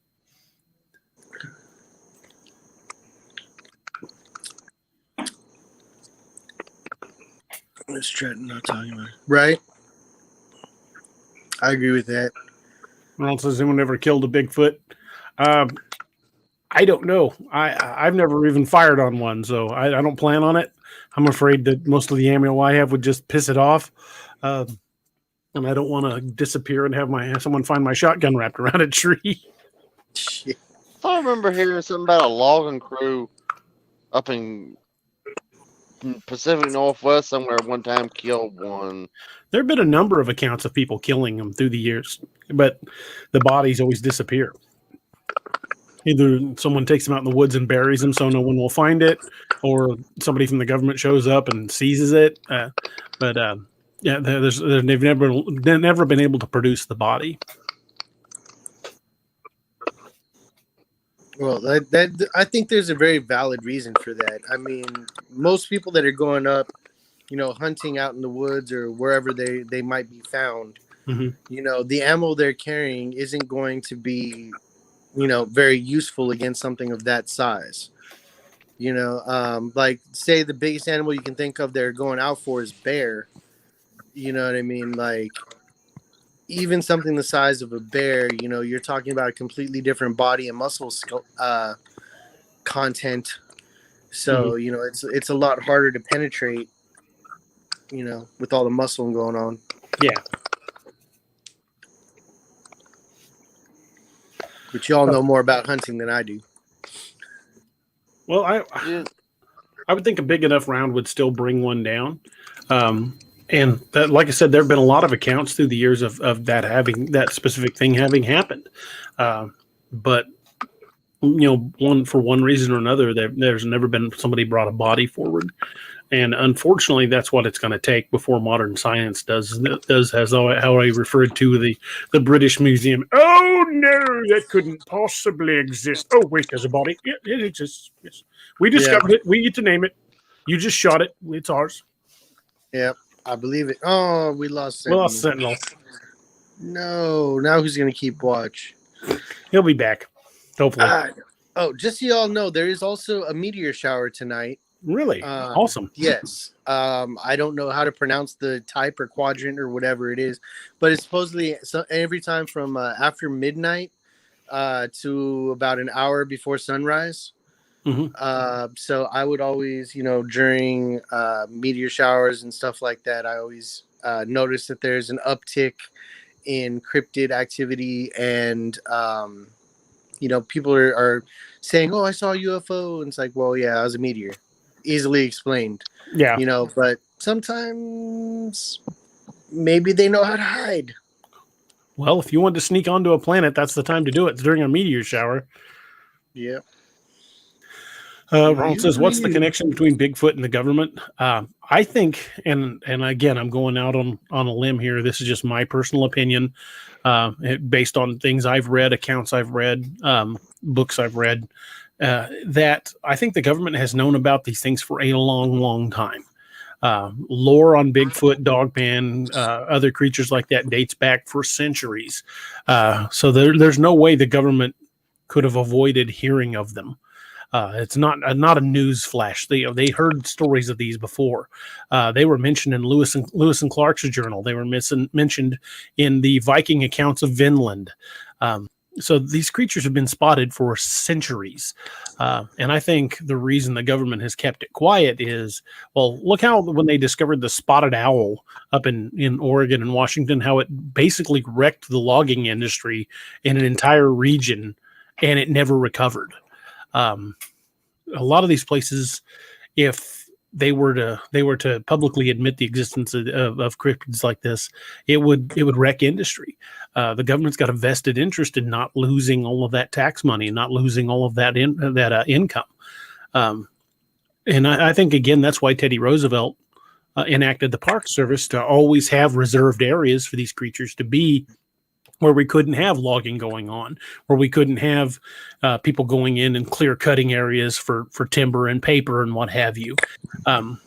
So I think these were set up not just to be preserves for all animals, but specifically preserves for these dangerous creatures that hunt people. I have another theory that I came across, and it sounds nuts. It does. But sometimes if you think about it, it seems pretty interesting as well. So 9 times out of 10, the government doesn't legalize or authorize something that's potentially dangerous because they haven't figured out how to weaponize it for themselves yet. So just imagine, the United States Army or the Marine Corps or whoever with the first line of Sasquatches running out. That's your cavalry. Send out a line of Squatches. Your shock troops are 9 feet tall and weigh 1,000 pounds. Yeah, pretty much. That's terrifying. Bearskin hat on them, like British Grenadiers. Seriously, Dream. What I'm going with that one is, at one time, the British Grenadiers, they were recruited to be the biggest, largest men, so they would shock the enemy when they formed up and did a bayonet charge and all. Yep. If I'm not mistaken, right, Doug? I think you're right about that. Luis Noriega, bring that comment back up. It says, "Isn't that why we have a Man in Black?" I did not know you were a Johnny Cash fan. I love it. I think he's more referring to like Men in Black, like the movie. Yes. No, I agree. Actually, Men in Black is a very cool phenomenon. Definitely. If you have not heard of it, I definitely recommend taking a look at it. It's what people report. Seeing people in black, men dressed in black suits, black tie, black hat, black sunglasses, government style, and kind of resetting your memory. Like, no, you didn't really see this. This isn't what happened, and stuff like that. But yeah, you're 100% right. I just love Johnny Cash too. So do that.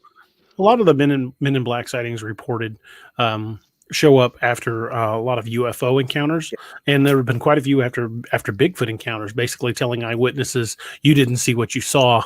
If you know what's good for you, you want to keep this to yourself." So I believe a lot of witnesses, a lot of good, credible witnesses, have been silenced. And of the reports that we're aware of, I would bet that they're a very small percentage of what people actually have seen. Oh yeah, and the reports from people that are yes, a lot of reports that you'll see that do come out. You'll also notice that these people are often quickly discredited by very random sources. You know, and you kind of got to wonder, you know, is this a legitimate thing, or is this somebody just getting their reputation messed up because they were a credible witness, and now all of a sudden, you know, why would you believe this guy? You know, Exactly. Yeah. If they can't silence somebody, they'll destroy their reputation. yes, that's their number one threat. And that's why a lot of academics will not come out one way or the other on the subject of cryptids. Some are. There are a few. Dr. Jane Goodall spoke out saying that she believed that Bigfoot could exist. Yep. Dr. Jeff Meldrum in the University of Idaho, he's come forward, talked about how he believes that Bigfoot's a real creature because of the morphology of the foot, of the tracks that they have found, that would be impossible for somebody to hoax if they weren't an expert on primate morphology.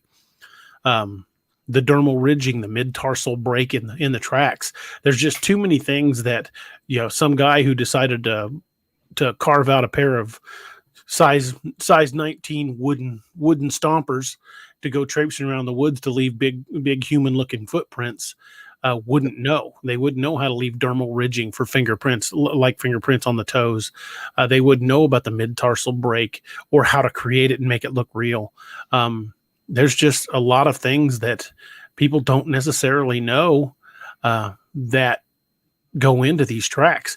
Now, granted, you know, you got somebody like Dr. Jeff Meldrum. He has been able to look at some tracks and goes, yes, this one's not real. This is a hoax. He's discredited a lot of tracks, but on the other hand, he's also pointed some tracks that just can't be easily dismissed. Yeah, I remember that video we were watching. Well, how many videos have we watched with that one guy? There's a video we were watching where it looks like a Squatch is walking away, and there was the bend in the knee that came low. It's a very popular video, and for the life of me, I cannot remember the Patterson Gimlin footage. The main one, not the main one, but one of the main ones, and you know, like stuff like that. You can't fake that. Like the gait of that creature was there. You know, yeah, people can't duplicate it because the structure of the legs are different than a human. Yes, you know, and you're not training a silverback gorilla, you know. Yeah. Anything of that. Good luck with that. Good luck trying to teach something to do something that, if it gets mad, could rip your arms off. Yes. And then try to recover it afterwards, out in the open. Oh yeah, no, that video was one of my favorite videos to watch. It was like the night we had MK Davis on the show, and he talked about the way the creature moved, and he was able to identify things in the video that I never knew were there. And when he enhanced the images and showed you, you're like, holy crap, that's not something that you would find on a fake suit that somebody bought off the rack. And when that was filmed, they showed copies of that to the special effects people that did the movie Planet of the Apes, and they're like, "There's no way that's a suit." You know, we had a huge budget to build these ape suits, and they're nowhere near this good. You know, they could see individual muscles moving beneath the skin. They couldn't duplicate that in the 60s. Hell, they probably wouldn't even duplicate it now. They'd probably have to do it with CGI. Yep. It'd be cheaper to do it CGI. Yeah, far less expensive than building a suit that actually had muscle movement. Oh, yeah. We losing the general? I don't know what he's doing. No, I had to get some water. That's the first time I've seen him not in his Jeff Goldblum style laydown. give me a break, Dream. I've been fighting. We were fighting with the damn vibrating trough today. I gave you a break the night you sang Dixieland. Tim Grimes says if FedGov admitted the existence of an intelligent, upright walking, non-human hominid, it would destroy their state religion and its associated gospel, atheism, and macroevolution, respectively. That's why they deny and why they have a black budget agency that works 24/7, 365 to obscure evidence. Just my opinion theory. It raises too many questions. I agree. I mean, that's the whole premise behind my codename Wild Hunt. It's a military team that goes out and deals with these threats and then shuts it up. Although I've dropped some subtle hints that General Dalton himself might be working behind the scenes to bring it screaming into the limelight. That's kind of it.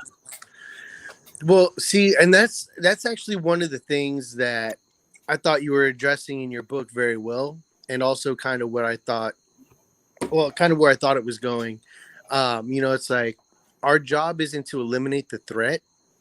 Our job is to stop the evidence from getting out. And I think that's where, I thought Clark was going to come into this, like, where is that line? Because the threat needs to be stopped. And I thought there was going to be a big old moral, separation of, where is this line? Because, like, are they going to be told to walk away because it's not, blocking, it's not going to be getting out, or they're okay with it happening, as long as it doesn't get out, so that's kind of where I thought stuff was going, and I was terrified. Ronald says, what's going on in Michigan? I think you mean the Michigan Dogman. There's been a lot of sightings of that Michigan Dogman going back generations, especially the Beast of Bray Road up in, I believe it's Elkhorn. Or is that in Wisconsin? Maybe it's Michigan. I don't know. But anyway, there's been a long history of dogman sightings in that area, specifically the Beast of Bray Road. There are a lot of places up there that have a long history of dogman type creature sightings. And that being up near the Great Lakes, they've got plenty of water sources and plenty of deep woods to hide in. Yeah, that's why I don't go in those places. One of the main reasons. I don't want to run into something bigger than me that looks at me like a snack. How many more dogs you ran over, Dream? You had any more? Yeah. He says, how many dogs? More dogs have you ran over? You had any more dead dogs laying in the road trying to trap you? I have not ran into any other dogs, but like I said, I have avoided coming home late at night. I have, avoided all of that kind of instance, so I don't have to deal with stuff like that ever again. I don't want to be on anybody's menu. I don't blame you. Hi, Naoma. Oh my goodness, it's Naoma. Hi. I sent her a link if she wants to join us. I feel like they'll see me on and be like, "No, get out, run while you still can." I don't know, man. You may have the two of us. You're probably the smarter of the two. I'm the one that went into LBL by himself. Oh, please. How many books have you written? Well, yeah, that doesn't exactly speak volumes to my intelligence going into LBL looking for Dogman by myself. You've written more. Oh, man. The only thing I've done more than you is drank more bottles of whiskey. Not knowing me in my youth, that might be in contention. I don't know. I'd take that bet. I don't know. I might lose, but it'd be fun trying to catch up. Tim says, remember what we discussed previously? A full 25% of the landmass in this world has never been surveyed. He's absolutely correct. In the Pacific Northwest alone, there is something on the line of, I believe, 20 or 25 aircraft, civilian aircraft that have gone down in the woods that have never been found. When the woods are so dense and one of them was a DC-10. When an aircraft the size of a DC-10 can go down in the woods and never be found, Yeah, and this is back country. It's only accessible by foot, by horseback, or dropping in from an airplane, which would probably be suicidal considering the dense canopy of trees. Um, but there's so much area, and that's just the Pacific Northwest alone. There are places on the North American continent where it may have been 500 years since a Native American set foot there, let alone anybody, any of the European settlers. And a lot of those places probably have never seen a living person. That's crazy. I mean, honestly, between that tequila, I have you beat on. Yeah, I don't mess with tequila, man. 1 tequila, 2 tequila, 3 tequila, floor. Yeah. There is only one tequila that I have like thoroughly enjoyed. Besides a 1942 something or other that I drank once. There is a tequila coffee. It's like Tequila Cafe or something like that, but it's not available in the States. You have to get it in Mexico and bring it over as quietly as possible. I'm not a huge tequila fan. I was in my youth, but I kind of got away from that. But I if I do drink tequila, like if I would get in the mood for a margarita, which is rare, I like Cuervo Gold 1800. There's a bottle of 1942 something. I can't remember. I don't know what it is, but it comes in a really, really tall, long bottle, and it is a beautiful, smooth tequila. There's absolutely no burn, and it's so smooth and amazing. But it's also really expensive, and it happened to be what my daughter requested for when she graduated or when she turned 21. She requested that particular bottle, and I was like, "Really? Great. That's the one." Then I buy her this bottle of tequila, and I find out she doesn't really like tequila. That's funny. So why would you want? Whatever. I'm gonna drink this bitch. Tim says we stick to the easy places. They do not intentionally. Yeah, if you've got a creature that's arguably intelligent, maybe not human level intelligence, but some might say on par with a primitive human, an animal that is intelligent, that has evolved knowing that staying away from us could mean the difference between life and death. I would say they would become very, very good at hiding from us. And not only that, but yeah, it's easy for us to live in where we live and how we live. But also, it's easier for them to live in the harsher types of country because of how they're built. Look at all the hair they have and everything that they are has evolved to fit in with that type of lifestyle and that type of food source and that type of, the leathery soles of their feet. Oh my God. El Guapo. El Siesta Hunter himself. Raj, thanks for joining us. How you doing, sir? Good evening, gentlemen. How are you? Live and kicking so far, but it's early. Is my cousin here? Which one? My cousin. No, I haven't seen Patty. I've seen Patty tonight. Actually, she is a bit busy. So, hey, my brother's here. Yes, he's been here for a while. Yeah, so are my other brothers. Look at that. Tim. Absolutely. Ronald is here. Northern wait, California, the General's here. Dream's here. And DA's here. And I didn't want to make you feel bad, DA. That's why I took the name that I took. Well, I'll have to lower that so everybody can see. Dumb man. You have Nick issues with your camera, Roger? No. Am I having what issues? You got a pink tinge like Nick does with his camera. Yeah, it's cleaned up. Yeah, your camera was kind of pink there for a second. Okay, it's probably because of that thing back there. It might be the green throwing screen. it off. Throwing it off, yeah. Lewis says, I remember growing up in the I late don't 70s. remember that. There's still a lot of places in Northern California that have not been touched by man American. yet. And I think it's still the same way now. There were a lot of tales that came out of Northern California of illegal marijuana grows. When the guys would go out to check their marijuana, they would get ran out by Bigfoot creatures, Full of shit. which I think is freaking God cool. bless America.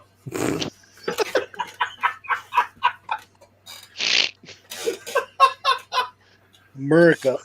I'm sorry, I can see Josh laugh from all the way back there. Careful, Rod. You're gonna get Josh singing Dixieland again. No, I about him believe of the the green Republic. screen is still giving me problems. Sorry. That's all right. No, that'd be about him of the Republic. There you go. I don't know what it is. Louis says, yeah, Corvo Gold 1800 is real good. Ronald says, I wonder what would happen if you started banging on trees when you were in the LBL. I didn't really want to find out. I had a knife on me. You're not allowed to carry firearms in LBL except during hunting season, and then only very specific areas. So I had the gunner's mate from Scallywag Tactical, which to me is not the equalizer I would want it to be. So I wasn't going to go banging on trees and You know try to what they get call attention. it? I told you what to do, DA. Put it underneath the damn spare tire. As long as they don't search the vehicle, you're fine. No, DA. You know what they call that knife that you pulled out? You know what What's a that? Squatch calls that? A toothpick. Basically, yeah. Oh man, Lou says you guys need to try Membrillo tequila. It's smooth and easy to drink. membrillo. Membrillo.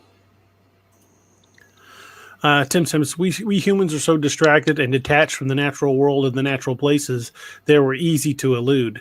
They could probably hide in plain sight. Hell, we'd be looking at our phones anyway. Yeah, Right. He's probably not wrong about that. Louis says, like a Jillian costume that people use for hunting. Ghillie suit. Like a ghillie suit. Ghillie suit. Yeah. And he says, back in the Pigeon Range, they found a marijuana farm, but no one knew who or what did it. The guys who did it. They were, for a long time, they were finding those illegal grows everywhere. But there were a lot of stories that came out of Northern California of these pot growers up in the mountains getting attacked and ran out by Bigfoot creatures. Well, what my brother's referring to, the Pigeon Range, if I'm not mistaken, Dream knows this. It's Highway 39, brother, Azusa Highway, up there. Oh, is that what it's called? San Gabriel Canyon. The Pigeon Range was up there. That's the one where I mentioned that my brother and I had gone shooting up there once or twice. And I'm sure he'll correct me if I'm wrong. But that range is now closed. Oh, remember I took you guys there on Google? I took you there on Google. Yeah, up Highway 39. I intend to have video because this will be the only time. Oh, I'm wearing my uniform T-shirt. I'll leave it at that. You got your Mr. Crocker shirt on? Sure. Yeah, it's Mr. Crocker.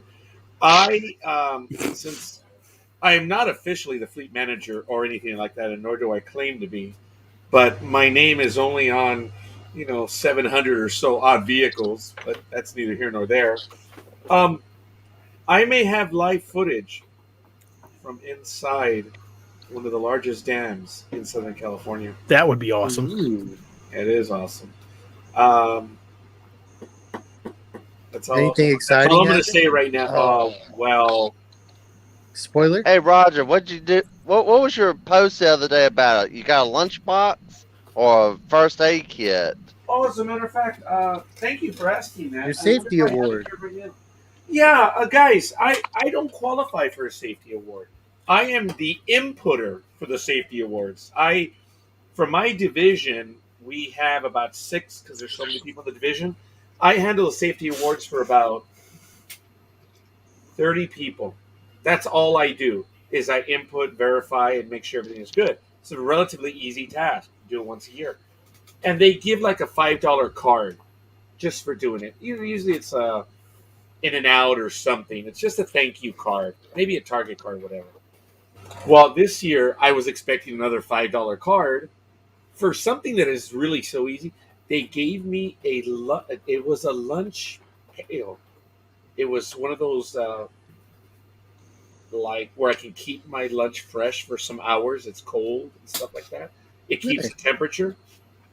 I just can't think of the word right now. And we have a brand Insulated. Insulated, yes. Hi, Neoma. We're talking about the gift I received, Neoma. They were asking me, and it was a Safety Award 2021. And I wasn't expecting that. I was expecting a $5 card. That was it. And they gave me a Is nice my mic on? one. Yes, ma'am. Yes, it is.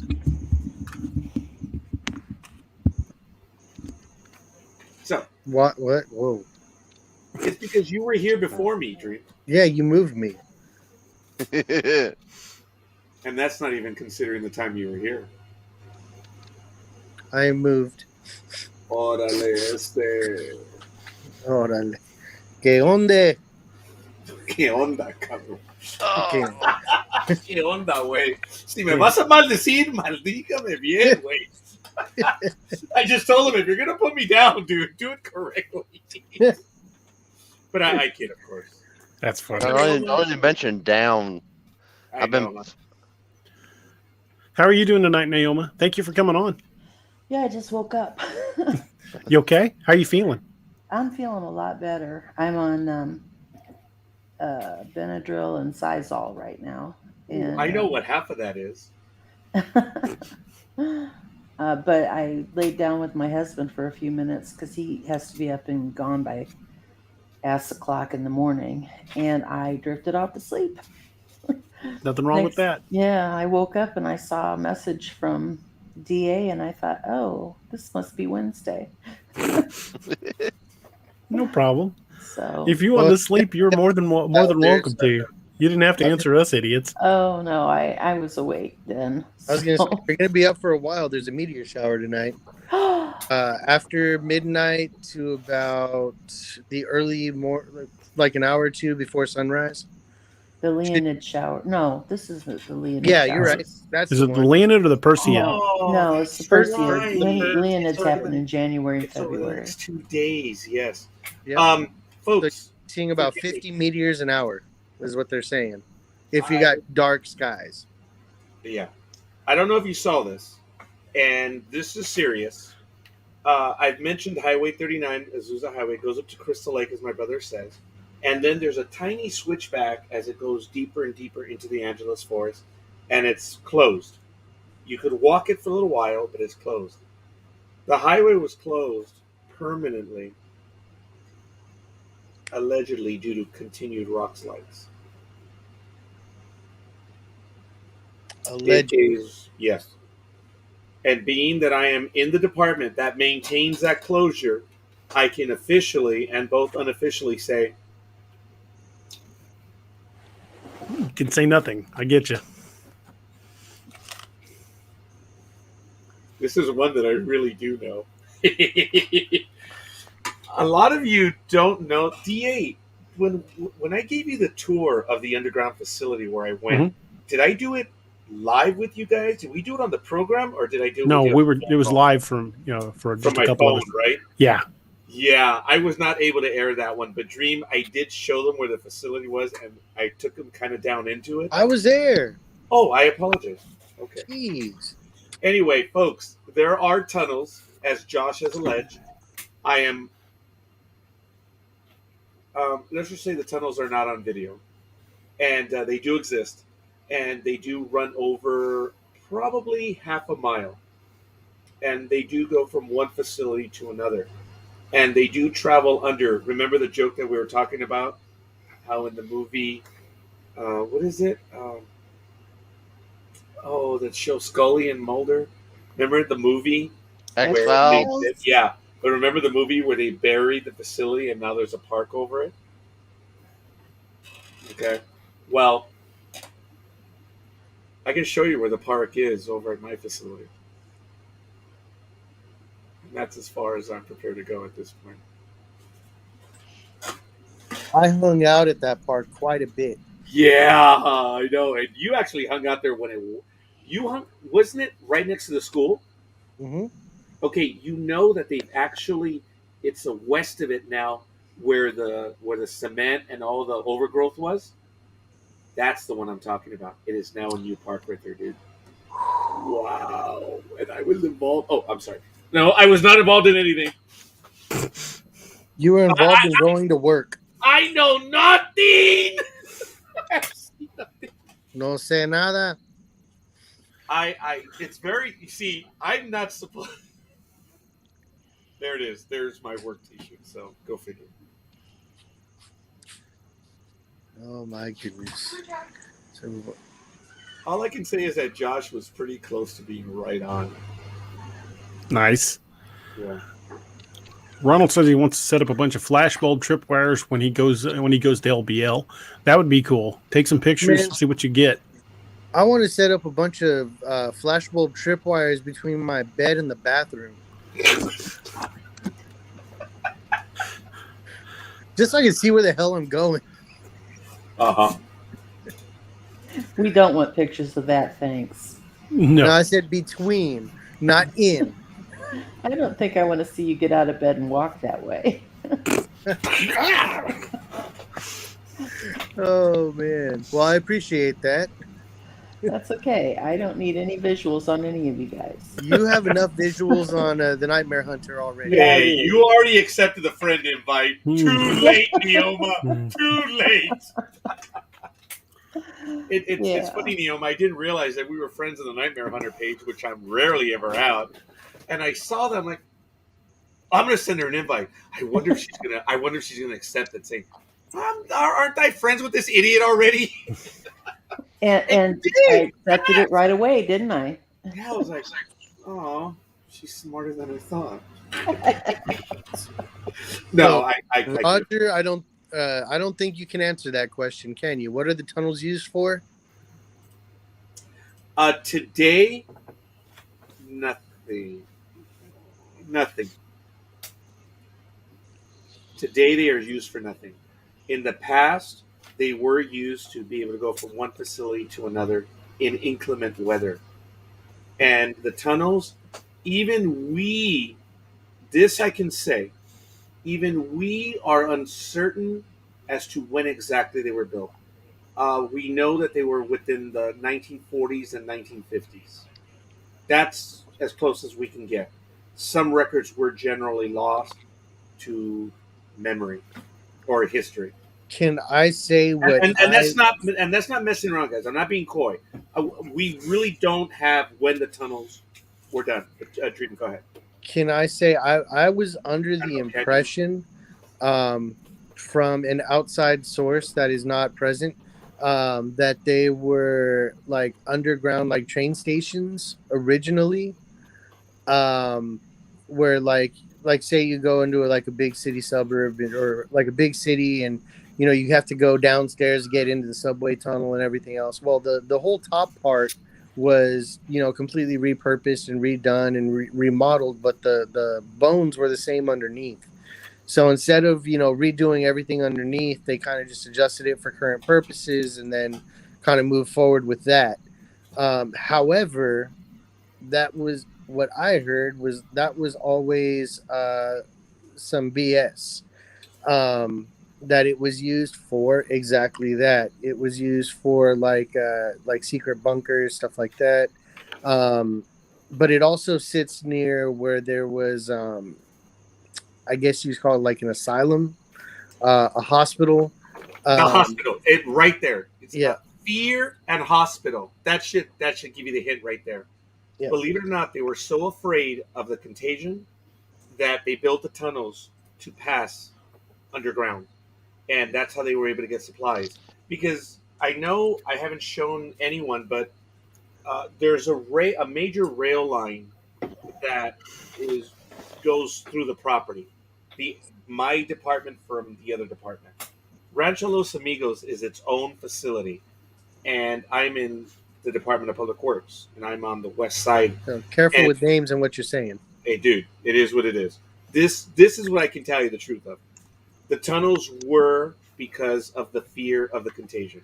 So I don't know if there are any tracks down there, but I do know that they're wide enough to pass material through and for people to go through.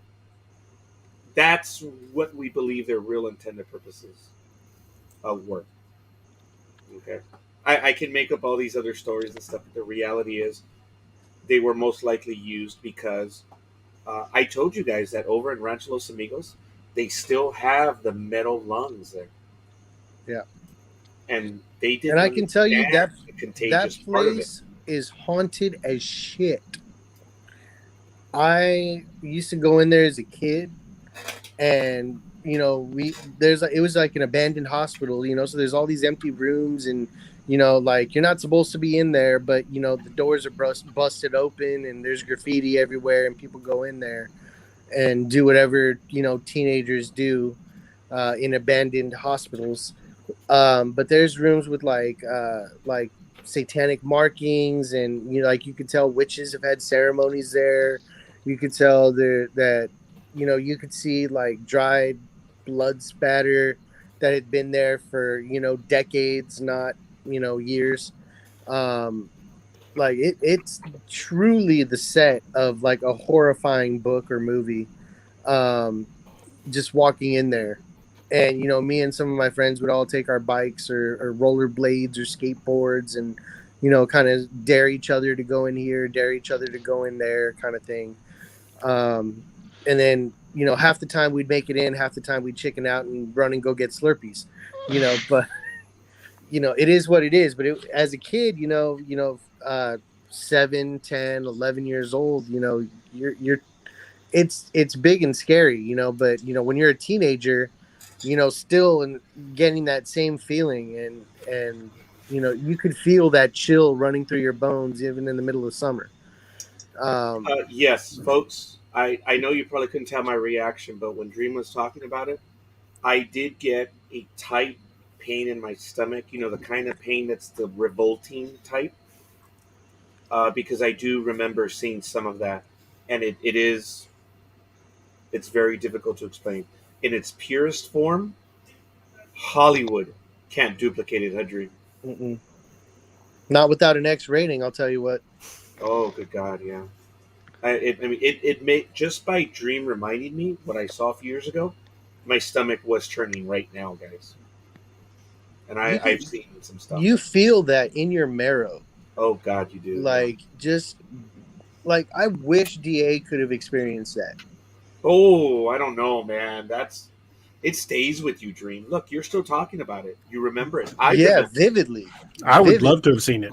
Oh, yeah, I know. That's nightmare fuel for writing.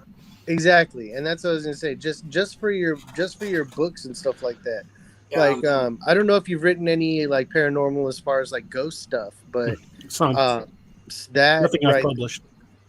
Nothing published. Nothing I've published. Great answer. Nothing published. Well, Jump, it's midnight here on the East Coast, so I'm gonna have to hop off because I've still got we got a project and a half still fight with in the morning at the mill. Thank you, General. All right, General. My grandfather's haunting me from the damn grave. Oh, I'm sorry. All right, man. Get some rest. Thanks for being here, brother. Well, what I mean by it is we've got a vibrating trough, and when the burns went out, that makes it shake. Well, the one you got to quit sitting on it. No, it won't that. Well, the damn thing been there 20-some years since we rebuilt the planer.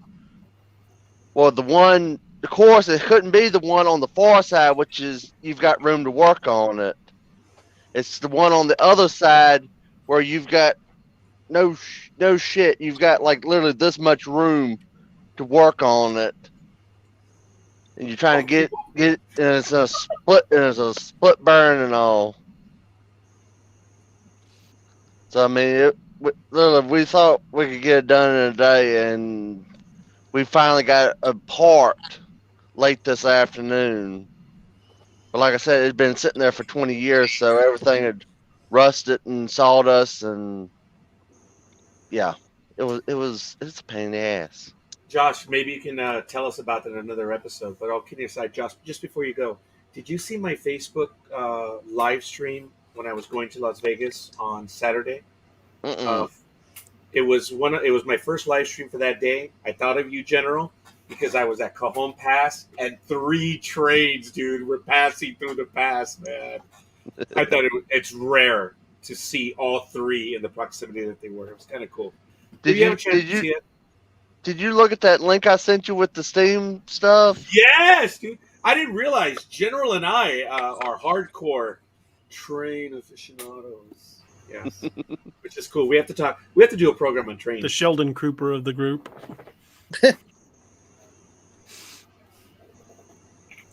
General, thank you. We need to talk about trains. For sure. Get some sleep, man. Get some rest. Yeah, get some rest, brother.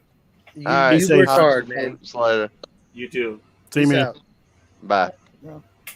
Good night, young man. DA, did you see the comment in the private chat? Yes, I was waiting to Oh. say something when we were I done know. talking. I needed to shut up. I've been trying to do that. No, for a you're while. fine. Oh, am I really? Oh, thank you, DA. Appreciate that.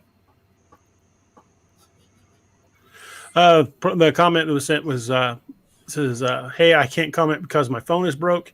Can you ask? Does he think there's a link to the belief that feral people and Bigfoot activity in national parks?" I think there's definitely a link. And the feral people, I don't know if those are people that went to the edge of civilization and went crazy, or if they might have been people that were once upon a time abducted by Bigfoot and didn't know how to come back to society. Because there's been cases dating back hundreds of years of Bigfoot abducting people. There was one woman who was abducted and held for years before she escaped and made it back to her tribe, and that was a Native American tale from the Pacific Northwest. So I think the feral peoples that have been reported are either hybrids, offspring of Bigfoot, of a Bigfoot and a human, or possibly people that just went feral because they'd been abducted too long, like Stockholm syndrome. Yeah, and they say, there's a lot of, I guess if you look back into history, Diet. are you okay? You right? Is that He diet? got diet soda. Got freaked out because of diet? Pretty much. I guess in the early stages of history, it's hard to remember when you consume whiskey. But like Cro-Magnon and Homo sapiens, there's a few offshoots in between as they were trying to like interbreed and find working, connections in the gaps. So it's not far fetched to think that, Bigfoot would try to mate with humans and try to figure something else out if there's a lack of mates. Yeah. Well, the Human Genome Project has discovered that there are a large number of people living today that still have Neanderthal DNA in their bloodstream. That's the word I was looking I for. think I was married to one. Do you know where you guys can find that out? If I'm not mistaken, it's on 23andMe. It's definitely not on the Ancestry.com, but I understand that Michael Day, as you know, he's been on several of our programs. He's done 23andMe, and it mentions whether you have Denisovian DNA or Neanderthal DNA. I believe it's on that one. Oh my son was on the show. He does the best gorilla imitation. Years ago, when my oldest son was about 3 years old, my wife and I took him to the St. Louis Zoo. And family. Oh, I'm sorry. Well, the gorilla enclosure at the time, up at above it, had this spot where it was a rock you could lean out and look down in it.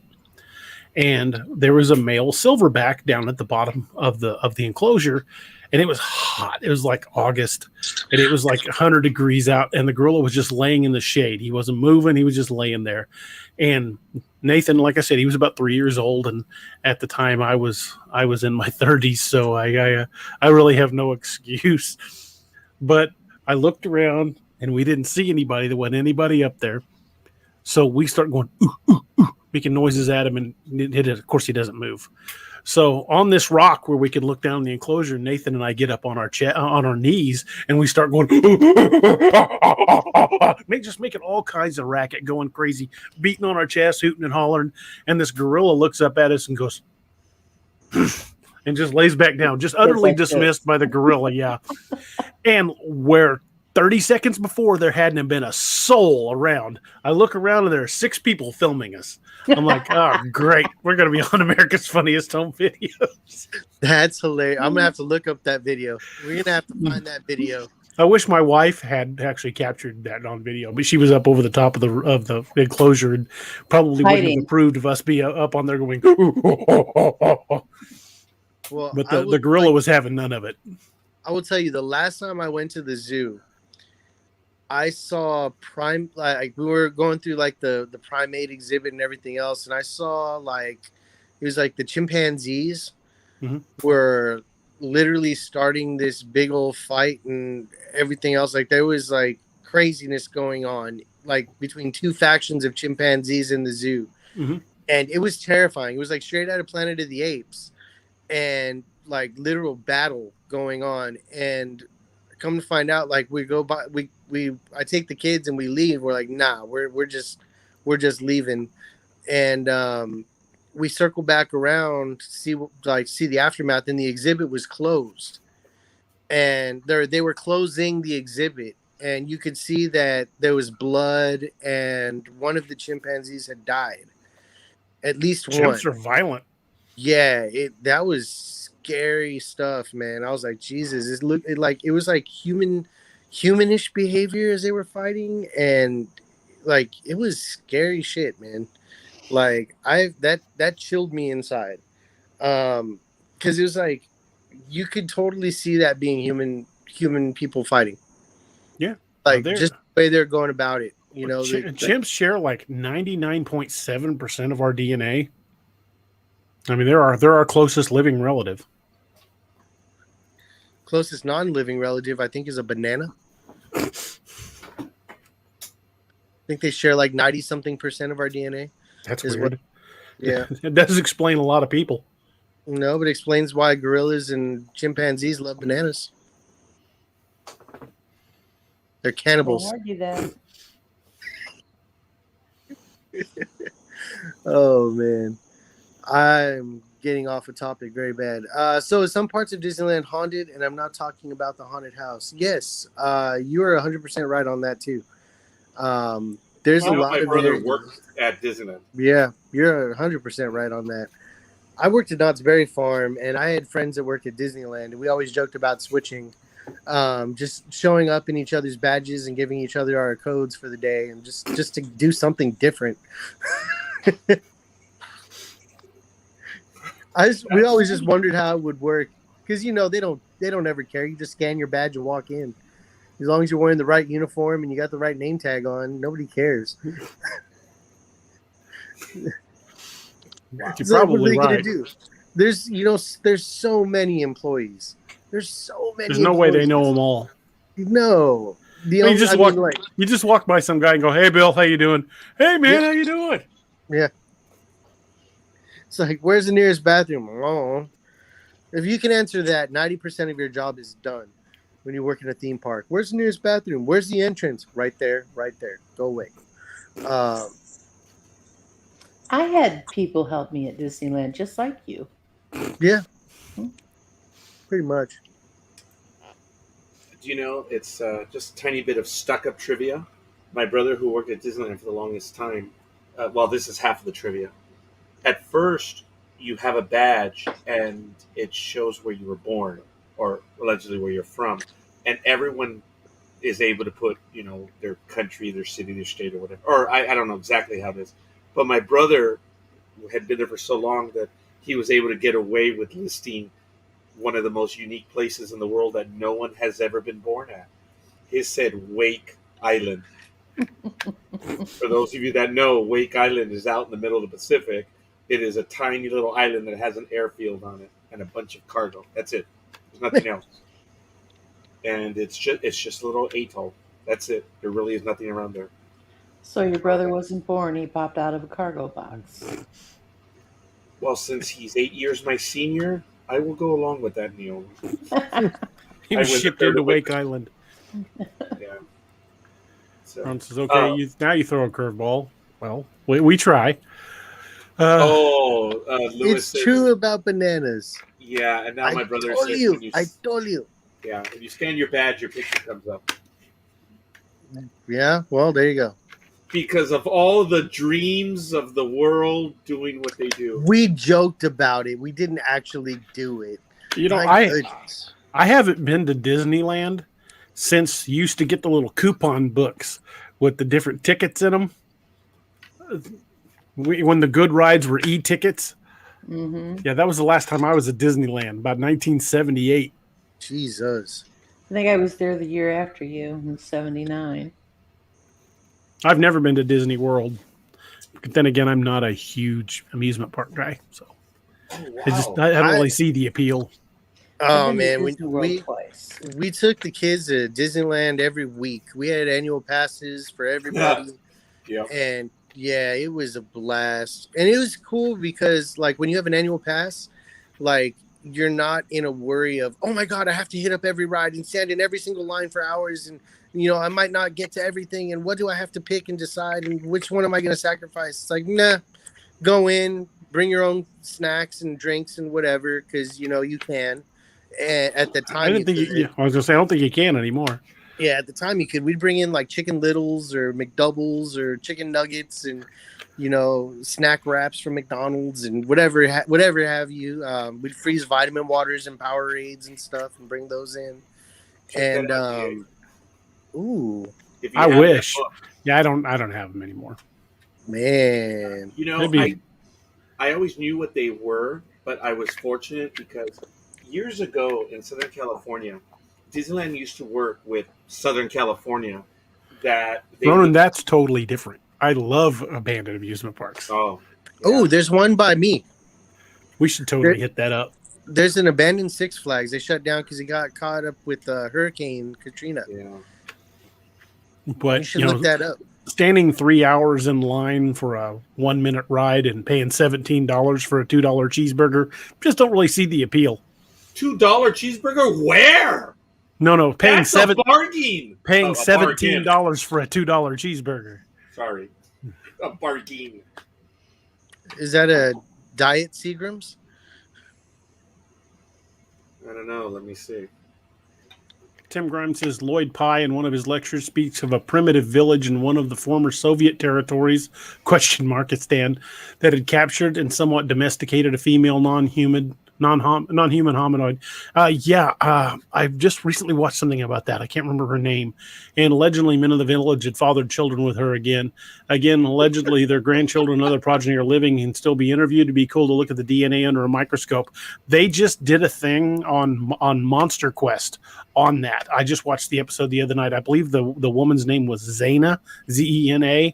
It's a pretty fascinating story. But it's there's a lot to it. One question. Shoot. What does that say about the women in that village? They got to be pretty homely to make you want to grapple with a Sasquatch.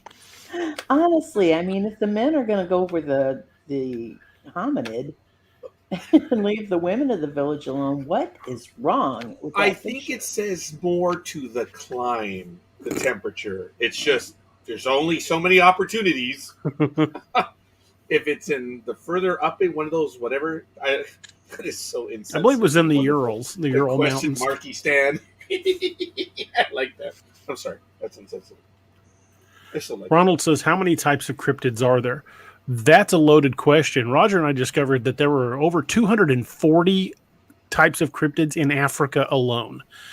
So I could not tell you how many cryptids there are in the world, but I would guess it probably numbers in the thousands. And those were the non-homely ones. Yeah. I'm sorry, Neil. Thinking of mating with one, Roger? Yeah, thank you. I'm not going to Just say it. asking. I'm not going to say it. You're Yeah. going to loan him your bearskin. Yeah, go ahead, Dream. Because somehow you will lose that one every day of the week and forever on that program.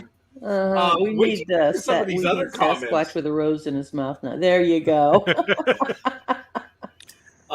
I'm He's skipping waiting ahead. for you, Dream. Yeah, I'm skipping ahead to that comment. That one is the one that had me laughing when DA was reading that quote. What is a What Ferris is a wheel Ferris- operator? Think about all the Ferris wheel operators you've seen. Yeah, Ronan, if you've ever been to the Ozark Empire Fair, you're not far from wrong. If you shaved him a little and gave him a bunch of tattoos, I mean, not completely, still got to be pretty hairy, but thin enough that you could see all the crappy tattoos. The ones that look like they were put on by an angry 3-year-old with a dull crayon.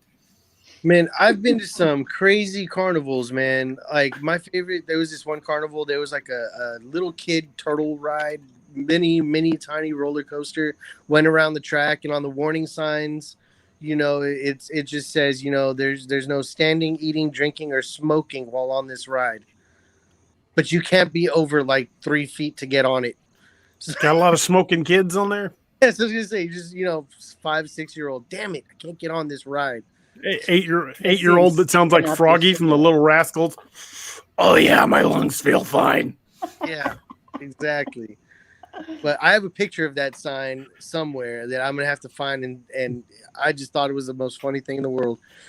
I was like, you can't smoke while on this ride, but you can't be taller than like 3 or 4 feet to get on it. Who the hell's getting on this ride smoking?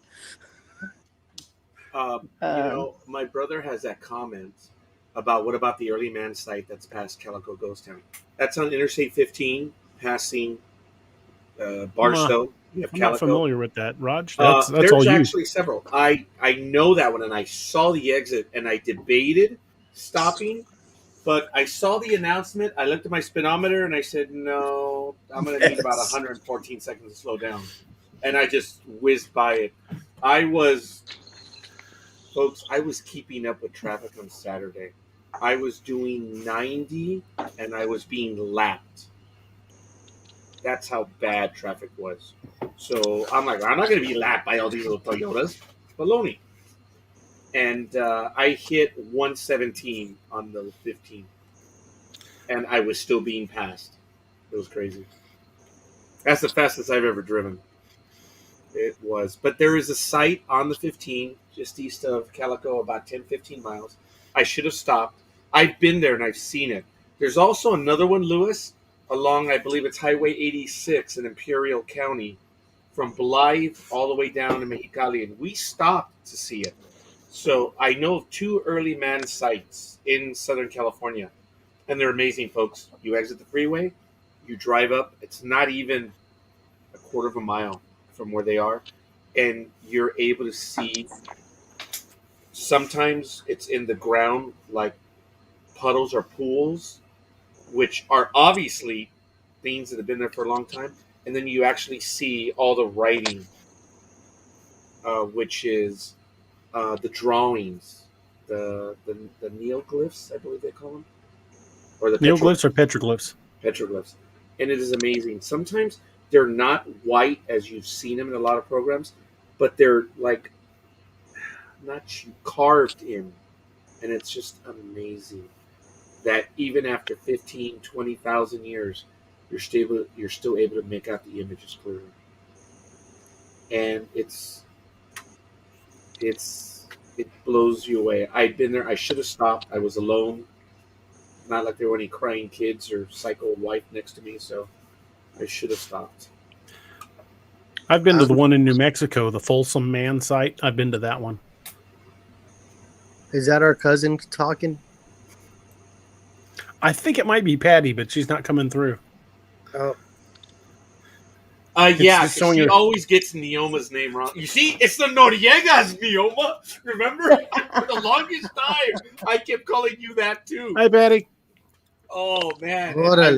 I would announce Neoma, but I would say it incorrectly, and she would comment on everyone except for me. And it was just funny. I was like, man, I blew that connection. And she gets it wrong, too. It's not Naoma, it's Neoma. It's the Greek version of Naomi. It's the what version? That's Greek? Neoma is Greek. Naomi is Hebrew. It's the same name. It's just... Oh, Neoma. How do I spell your name? You ask her for the correct spelling. And look on the screen. There we go. Y'all, if you don't mind, I'm going to take a quick minute to play the promo from Dark Angel Medical and give them a quick shout out. Hey everybody, this is Kerry Pocket Doc Davis from Dark Angel Medical, and you are listening to DA Ex Machina with DA Roberts. You may recognize me or some of my products from Dark Angel Medical in some of the Apex Predator, Lakeview Man, and Wild Hunt books, and you can get those products at www.darkangelmedical.com, along with training classes on how to use those products and save a life. Shoot us an email at info@darkangelmedical.com and be the difference. Also, right now, just to let you all know, Dark Angel Medical is running a promo for the Dark kits, the direct action response kits. If you use code FLASH25, that's FLASH 25, it's 25% off your order. You want to throw up their little email website thing on the bottom too? Yeah, give me just a second. Right there. Yeah, there it is. Oh, I Hey, should have saved mine. Neoma went to go get one. you gonna pass it through the screen? She said she went to go and get the tree. Well, she didn't say it. She typed it. Yeah, I know. I read it. It's okay. You read it? I'm sorry. That was a little rude on my part. Yeah. I read it. I'm sorry, Dream. I will never, ever be that rude to you. Well, Today. I read it. You Facebook. DA StreamYard. Okay, it's starting to affect me. I chugged it. That's all I had, and now it's already affecting me. That's sad. It's all that yogurt. Sure. You've been on like a yogurt diet forever. I'm working on this bottle of Bushman. Oh no, I made a mistake. I'm off the yogurt diet, and I got off the diet too quickly. DA, Yes, sir. can we make them a sponsor somehow? I would love to. Got to work on that. Yeah, I've still got about that much at the bottom of my decanter of Bushmills Black. That's my favorite. Yeah, it's not bad stuff, man. I like that for more of like an everyday kind of. I'm gonna have me a little nip when I get home. You know. Yeah, and it's reasonably enough price you could drink it every day and not really break your pocketbook. Yeah. Like 30-something bucks, not bad at all. Yeah, not bad at all. And then you're not putting away a $120 bottle of scotch in one episode. I am sorry for that. I'm sorry for both of you. You guys drank a lot of good scotch those first few episodes. I'm gonna write that off somehow. Business expense. Business expense. Are you challenging me? No, I'm asking for not financial advice. Yeah, I've had too much to drink. That's all. That's all. I'm just gonna stay here. I'm just waiting for you to get that nice little flush. See if you can see it through the beard. The healthy glow. The healthy glow. That's the only healthy glow I'm gonna get. It's the pink light from the background. Thank God Neoma wasn't here for that. But she's got the earbuds. She's like, "You idiots! I can hear everything." Quite possibly. As I've learned, women are smarter. Where is the best place to see corrupted? Cryptids. I think he means cryptids. He's probably doing voice type. It depends. I mean, what part of the country are you in? I could probably direct you to a spot somewhere near you. But there's a lot of hot spots all over the U.S. Find places with directions that include turn off the paved road. This is the best place to be a cryptid. Where the less like city type activity, less people, less populated, or you're more likely to come into something. If you're looking for Bigfoot sightings, this is a fairly recent map of where sightings are most common. You would think they would be far more common up in the northern parts of Canada, but there are just so few people up there. They're not really reporting them. So pretty much fucking everywhere. Heard. Yeah, pretty much. Even in the desert. On a horse with no name. Mm-hmm.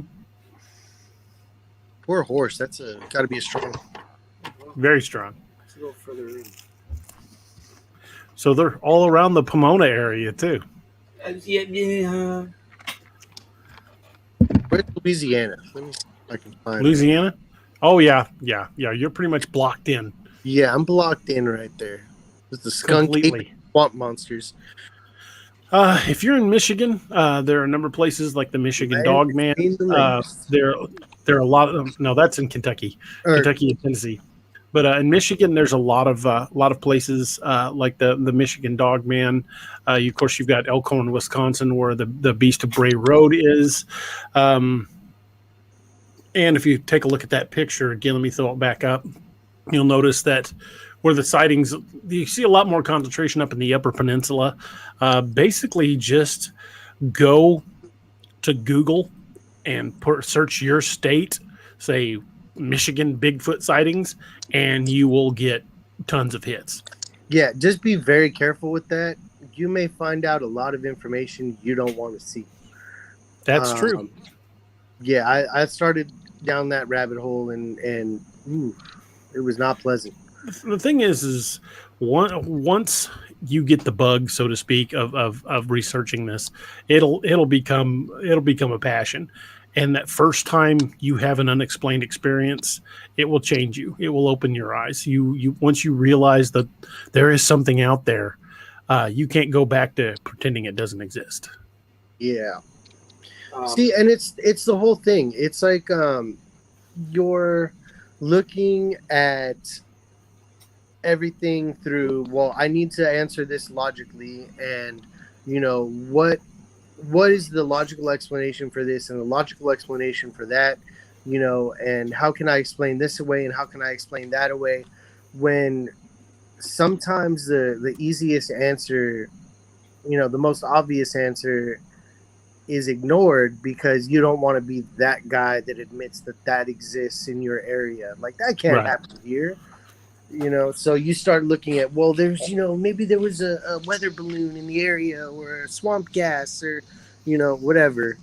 And you'll find weird combinations of different types of things to possibly might explain most of it away. And then you throw coincidence in there and you call it a day, and you can't, sometimes the most obvious answer is the right one, and even though, what was the quote? Conan Doyle or something like that. Arthur Conan Doyle. Yeah. It's like take away the impossible, and whatever's left, no matter how improbable is the truth.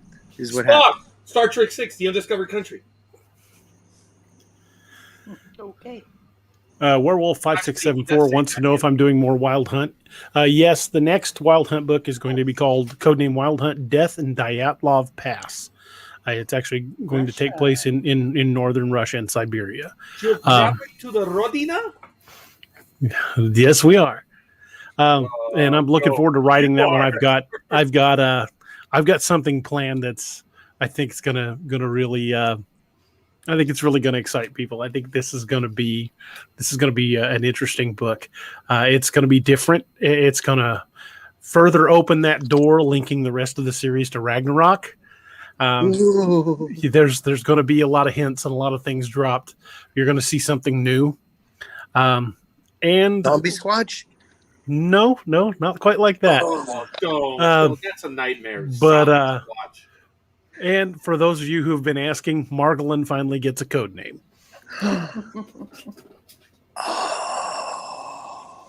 And it's not Drunk Monkey?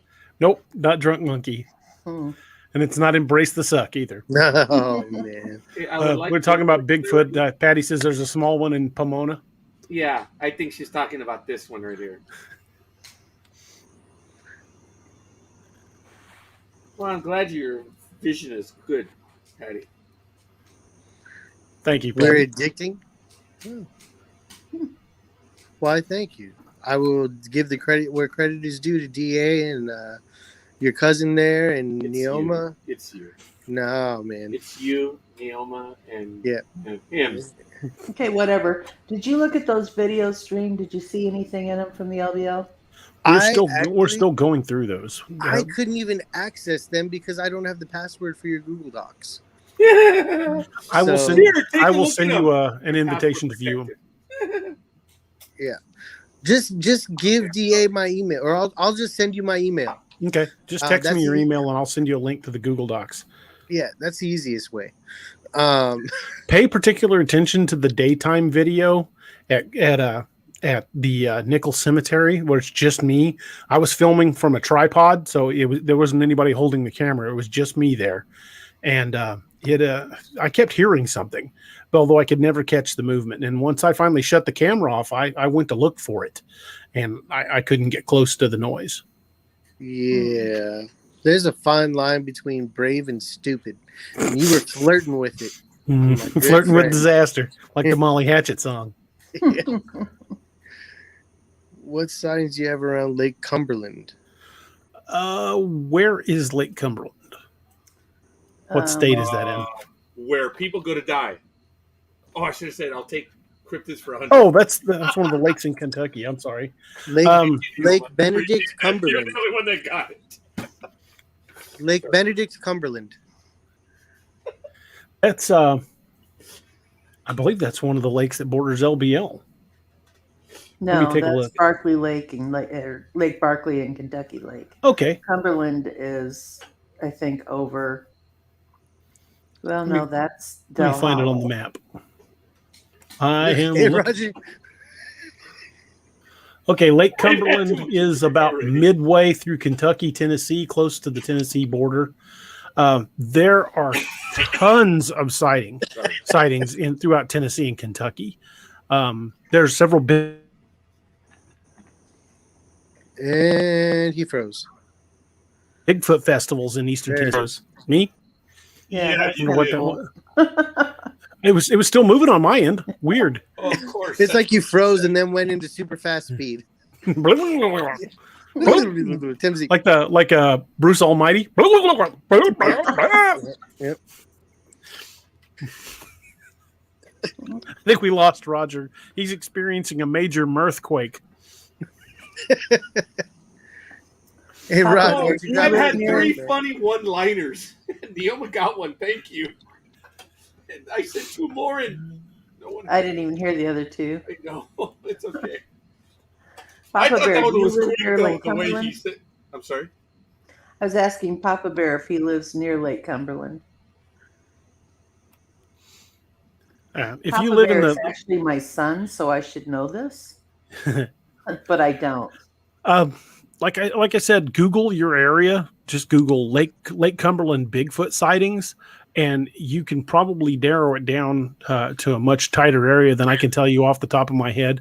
But again, going back to this map, if you look, the states of Tennessee and Kentucky are basically just covered. What's up with that dude up there in Quebec? The one way up there. Who knows? He's over there like lonely.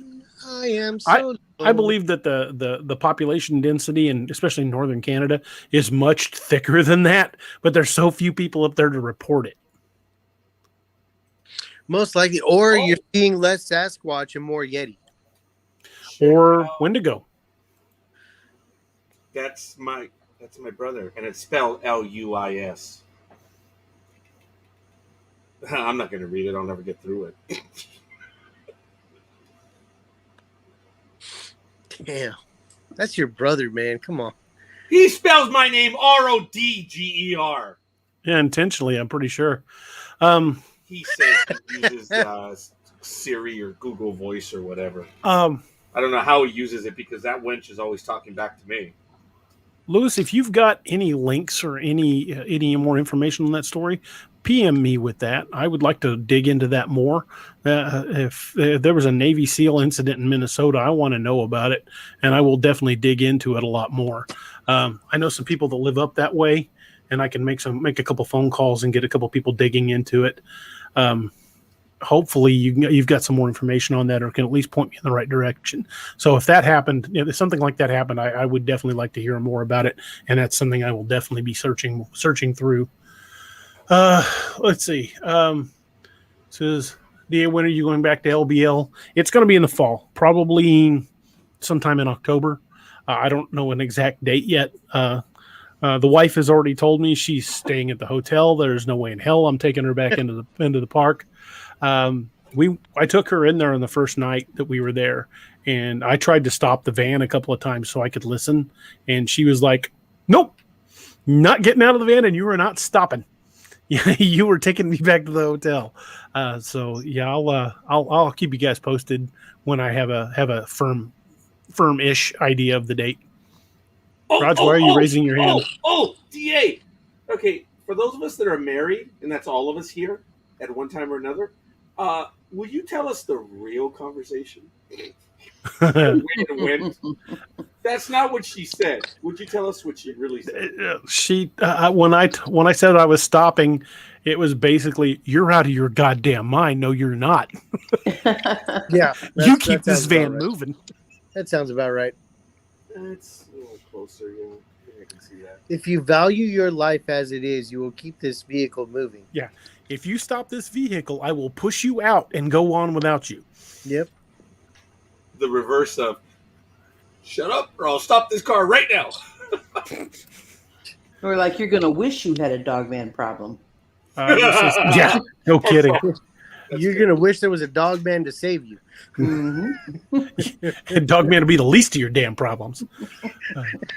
Okay, Lewis, what are we talking about? In Siberia, that expedition that went looking for the... Yeah, I'm out. For the person to understand your comment. In Siberia, that expedition that went looking for the ran into humanoid creatures. Oh, for the comet. Oh, you talking about the Tunguska, Alaska, the Tunguska, Siberia explosion? That might have been one of the expeditions that went up to Tunguska. I haven't really researched Russian sightings much.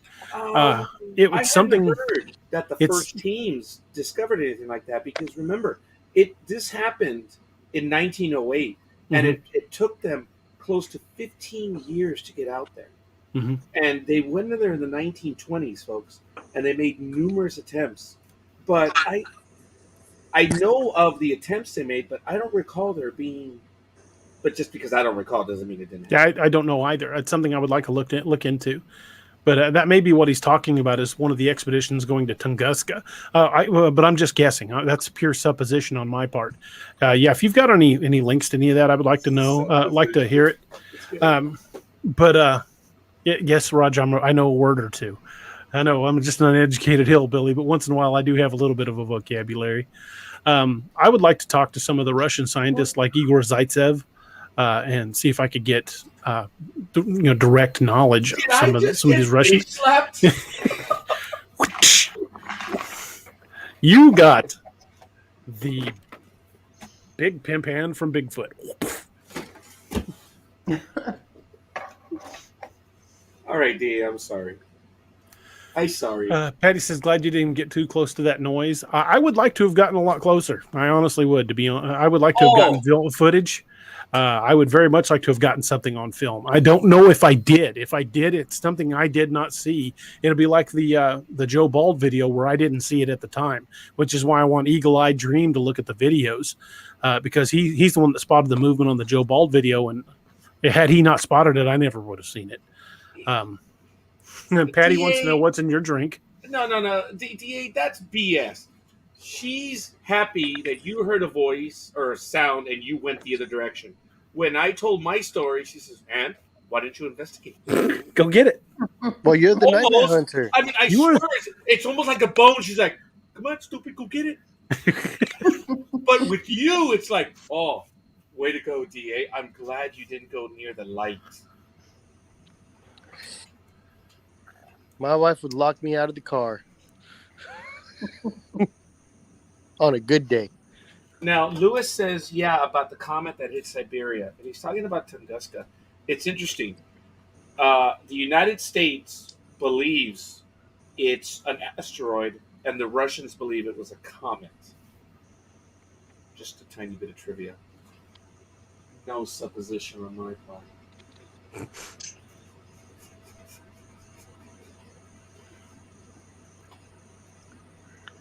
Alrighty then. Sorry, I'm reading comments. It says, yeah, I tried it, didn't really work. Let me do some digging in the Lake Cumberland area, see what I can find in some of the databases that I prowl sightings in. And I've got you as a friend on Facebook. I'll send you any links I find. Send him that TikTok video you sent me. Okay. I'll see if I still got it. Shit. That thing's terrifying. It's like, if you heard your name, don't answer it. Put your hand down.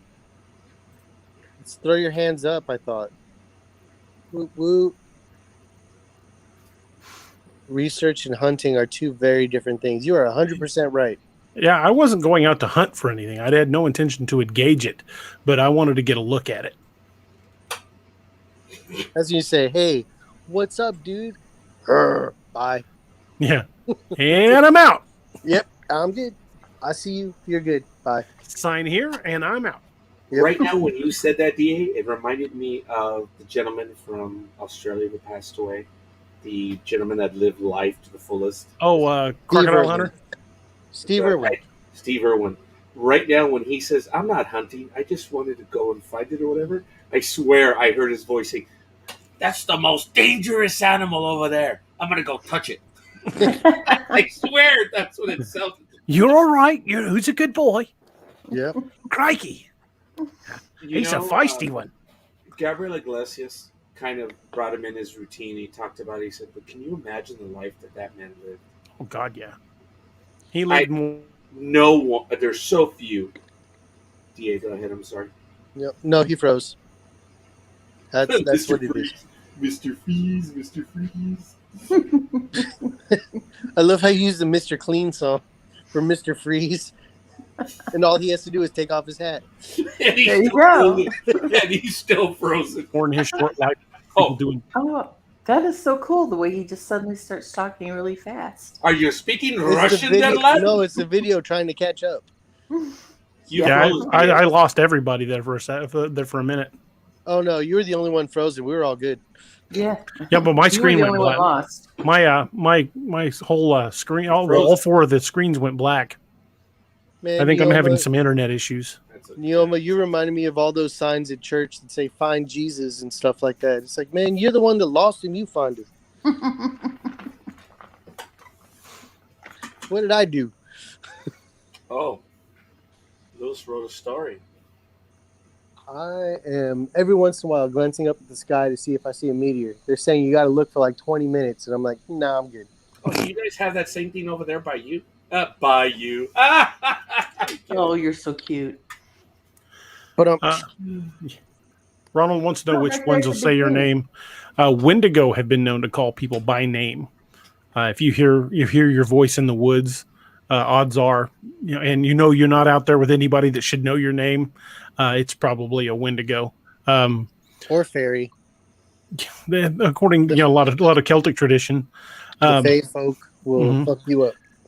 A lot of people have reported that Bigfoot will mimic sounds, and in some cases mimic voices. So it might possibly be something along those lines. But from everything I've read from Native American tradition, if something calls you by name from the woods, it's probably a Wendigo. Yeah, no. Anytime something that doesn't know you has personal information, you run. Next thing you know, they're going to be trying to get you to extend your car's warranty. So are you going to tell me that the evil monster that's going to come up to me and say, you didn't file a married felon joint, you went and had a household? Calmate, Tinkerbell. She's talking to you on that one. On me? Yeah. Oh, my God. Because you're the one that mentioned Tinkerbell. Oh, cálmate o te calmo. Ooh, they're my fighting words. That means settle yourself or I'll settle you. Sure. All right. No, it's when referencing the fairy or fae folk, as they're called, it can be very terrifying. If you've ever done research into it, it's both creative and fun. But I'm not talking Tinkerbell. I'm talking about literal packs that will fuck you up for the rest of your life. Because it's kind of like dealing with a demon in the essence of what you think you're getting and what you think you're paying are not necessarily the same thing. We lost DA. What? I think DA, we lost him because he read my brother's comment. What is a Wendigo? DA's like, why the? Come on here. Why are you here? What Well, did I say? hey, language. Oh, she's talking about me because I said calmate te calmo. Oh, let's see if DA can. Oh, I'm the hi, I'm the DA. primo as well, I guess, because I've adopted her and she's adopted me. Welcome back, Da. I'm having some internet issues tonight. Really? That Smirnoff really works for you, man.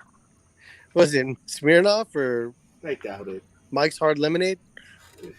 It was Seagrams, lad. Seagrams, that's what it was. My brother asked. Damn, it hurts to say it. What is a Wendigo? I'm hoping he's just frozen. I know it hurts, DA. It does. It's like what is My brother did ask, "What is a Wendigo?" You want to answer that, Nightmare Hunter? He's a monster. It is a chilling monster, Lewis. It is actually out of North American. I was going to say folklore, and that's incorrect.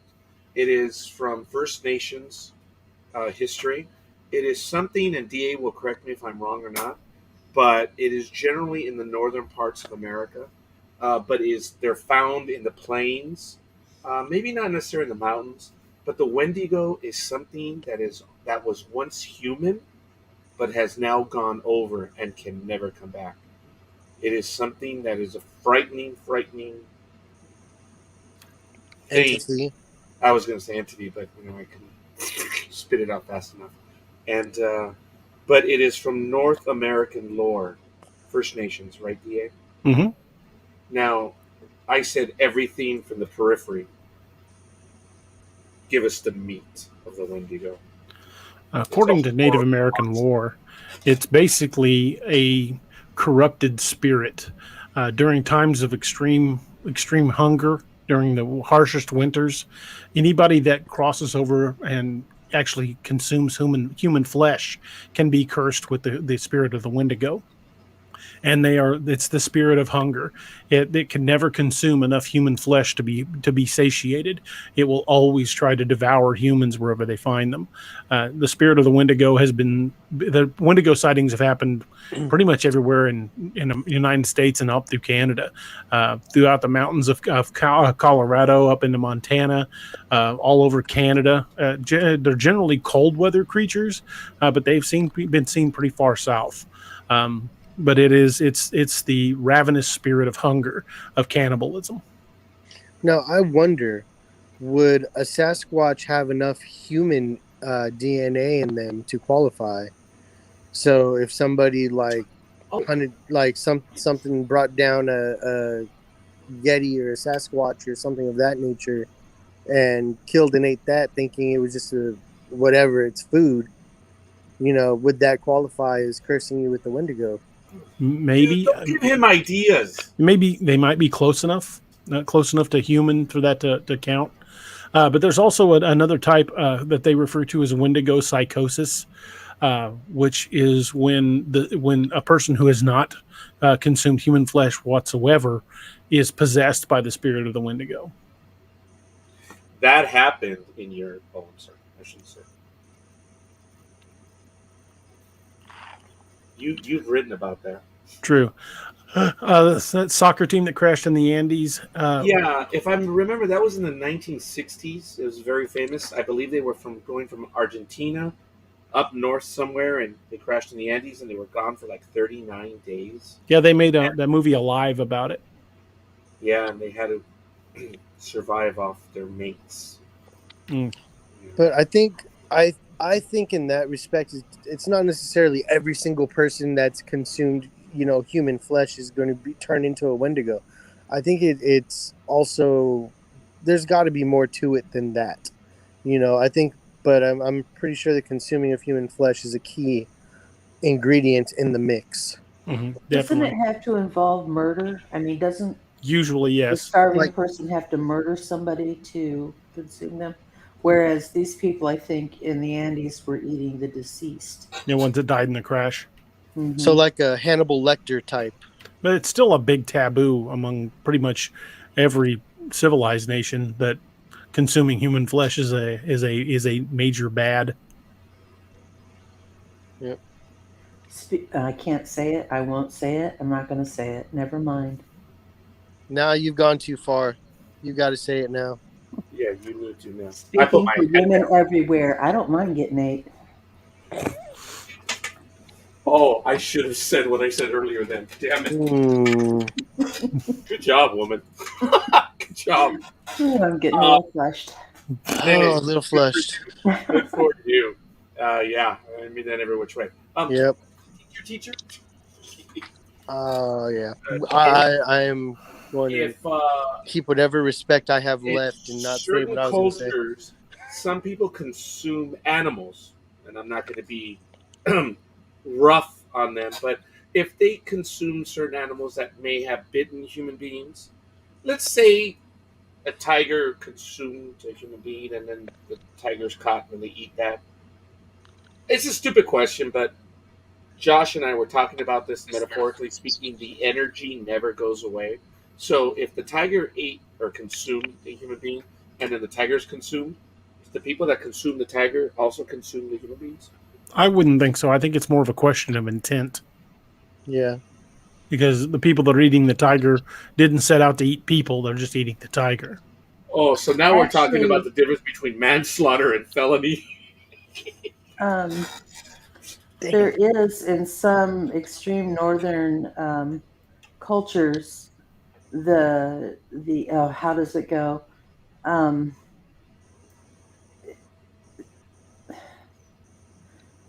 going to get this so screwed up, but it's something along the lines: if the polar bear attacks and kills a member of the family, they attack and kill the polar bear, then they keep the family member with them, right? Because the spirit they pull in the spirit of the family member, and it's something in. Yeah, I wish I hadn't opened my mouth. Never Actually, mind. no. Neil, No, it makes sense. You actually did. I would have effed it up. No, it was clear what you said. I understood it. I know Dream did too. Well, what do you call a polar bear wearing earmuffs? what do you call a polar bear wearing earmuffs, Dream? I'll take idiots for 100. Why? He can't hear you.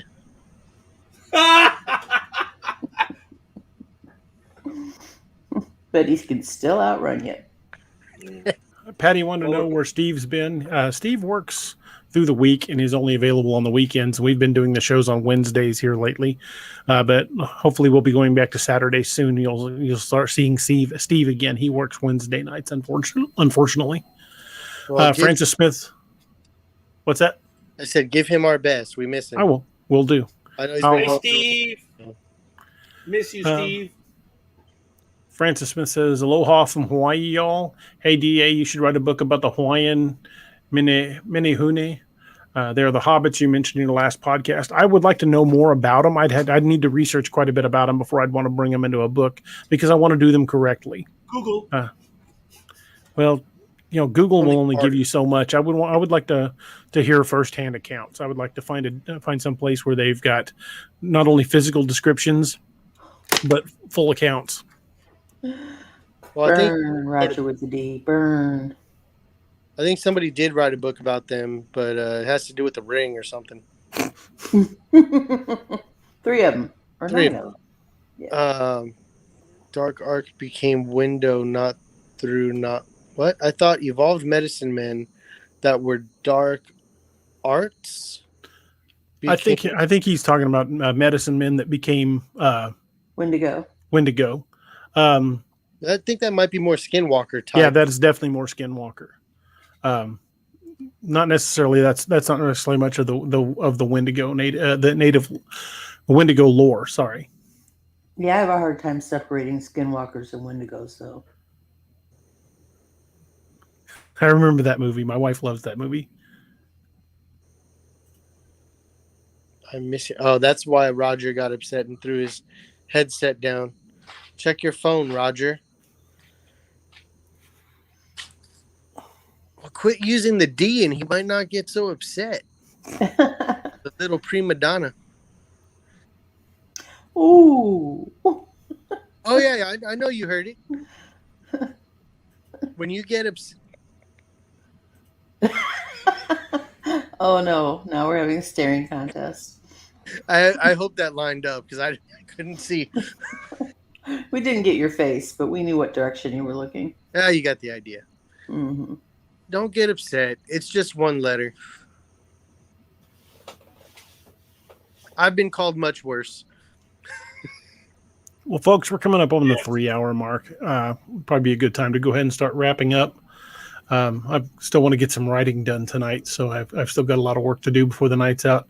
Isn't there one called Coyote? Yeah, Coyote's a trickster spirit, kind of like Loki in Norse mythology. But I want to thank you guys for tuning in tonight. Appreciate you guys listening in. I hope you'll check out daroberts.net, which is my website with all my books. You check out the Patreon community at patreon.com/darobertsauthor, or any of the books can be found on amazon.com as well. Put your hand Okay, now Roger. DA, have you noticed how many people have been watching this program? The numbers are, wow. I've noticed during the week, the viewership is very high. Yeah, Wednesdays have been good nights. Oh, Monday night has been good. Thursday night, Friday night. Don't get me wrong, folks. We are eternally thankful that we're not alone. But I've been noticing that during the week, our numbers are just really higher. If there's anyone in the chat room, actually, there's quite a few people in the chat room. Just out of curiosity, do you prefer weekday programs or weekend programs? This may be a self-fulfilling prophecy, or rhetorical question. I don't know. But if you would put a comment in there, or like 7 days of the week, you can always answer that one too. Just curious. I mean, I think Neoma needs to do a program. 8 days a week. Oh, 8 days a week we can do that too. So anyway, just out of curiosity, I mean, DA, your numbers have been very high tonight. Yeah. Good numbers tonight. Oh, Yeah. we are eternally thankful. It's fun. Absolutely. It's fun knowing there are so many souls watching. It really is. And knowing that we're able to keep that audience, that they're able to keep the audience, because as Patty says, she watches everyone but me. So She's seen you enough through your life. Oh, that's good. So anyway, you see? Maldita hijas. Aw. She hurt his feelings. If it's, you know what, it's family. If you can't mess with family, then what are you going to do? Exactly. Tim Grimes says midweek program. I'm considering taking DA Ex Machina to 2 nights a week, Wednesdays and Saturdays. And if everybody thinks that's a great idea, please let me know. You can send me a message, and I will put my email address up. I believe I've got it set up. Awesome. Thank you for joining us. Thank you very much. Appreciate it. I don't think I've got my email address up here. Well, I will fix that very quick. It don't matter to me. If you need info on the Minnie Mouse, email me. Hooney. Minnie Hooney. Minnie Heine. If anybody has anything they'd like to ask or send me a question, you can contact me at d8roberts@daroberts.net. Francis, I would definitely love to hear more about it. I don't have your email, but if you want to contact me at the email right there, daroberts@daroberts.net, you can contact me there. You can also contact us at therealnightmarehunter@gmail.com. You did it. I'm curious, did anyone see the live broadcast on Saturday on the Nightmare Hunter page on Facebook? I did not. Slept almost the entire day Saturday. I'm sorry, what was that? I slept almost the entire day Saturday. Woman, must be nice. You had your priorities straight. Yep. I did. Good for you. And you can check out more of the Nightmare Hunter at thenightmarehunter.com. So and Tim you can check out Wednesday and Saturday. That's 2 thumbs up. Yeah, that's what I would like to do. I would like to start doing DAX Machina on Wednesdays and Saturdays. So that might be happening very soon. Well, some days I'll be there. Some days Steve will be there. Steve will be there on Saturdays, but not so much on Wednesdays. I'm such a prima donna. I'll be there every time you send me a link, even if I have to get out of bed to do it. Well, I'm more than happy to have you anytime. Yeah, we can't have episodes with you in bed. That's just no, that would just be creepy. That's a whole other channel right there. Yeah, there are some things people just don't need to see. That's going to be on DA's OnlyFans. Well, no, actually, folks, on Blog Talk Radio, there was a joke that we got up to 179 channels on Blog Talk Radio because we had, remember, Dream? We had specialized channels, and then somewhere we came up with one. If you, it's still there. It's blogtalkradio.com/NDB Media 69.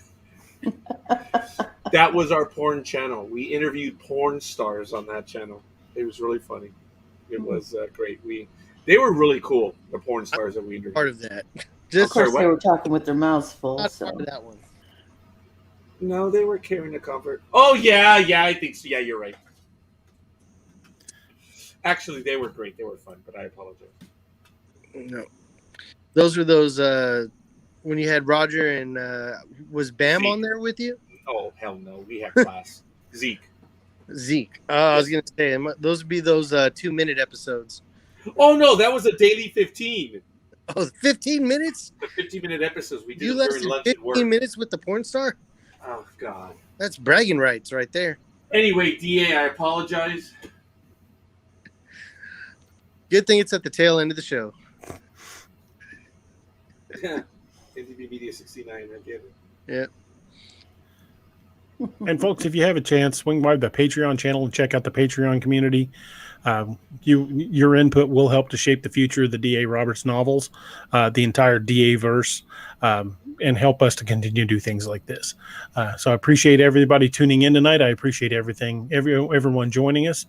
Want to thank my guests in the studio, my co-hosts, Roger Noriega, Dream, Naoma, Robert Miller, and the General Dalton himself. Appreciate you guys joining in tonight, and hope you guys have a great night.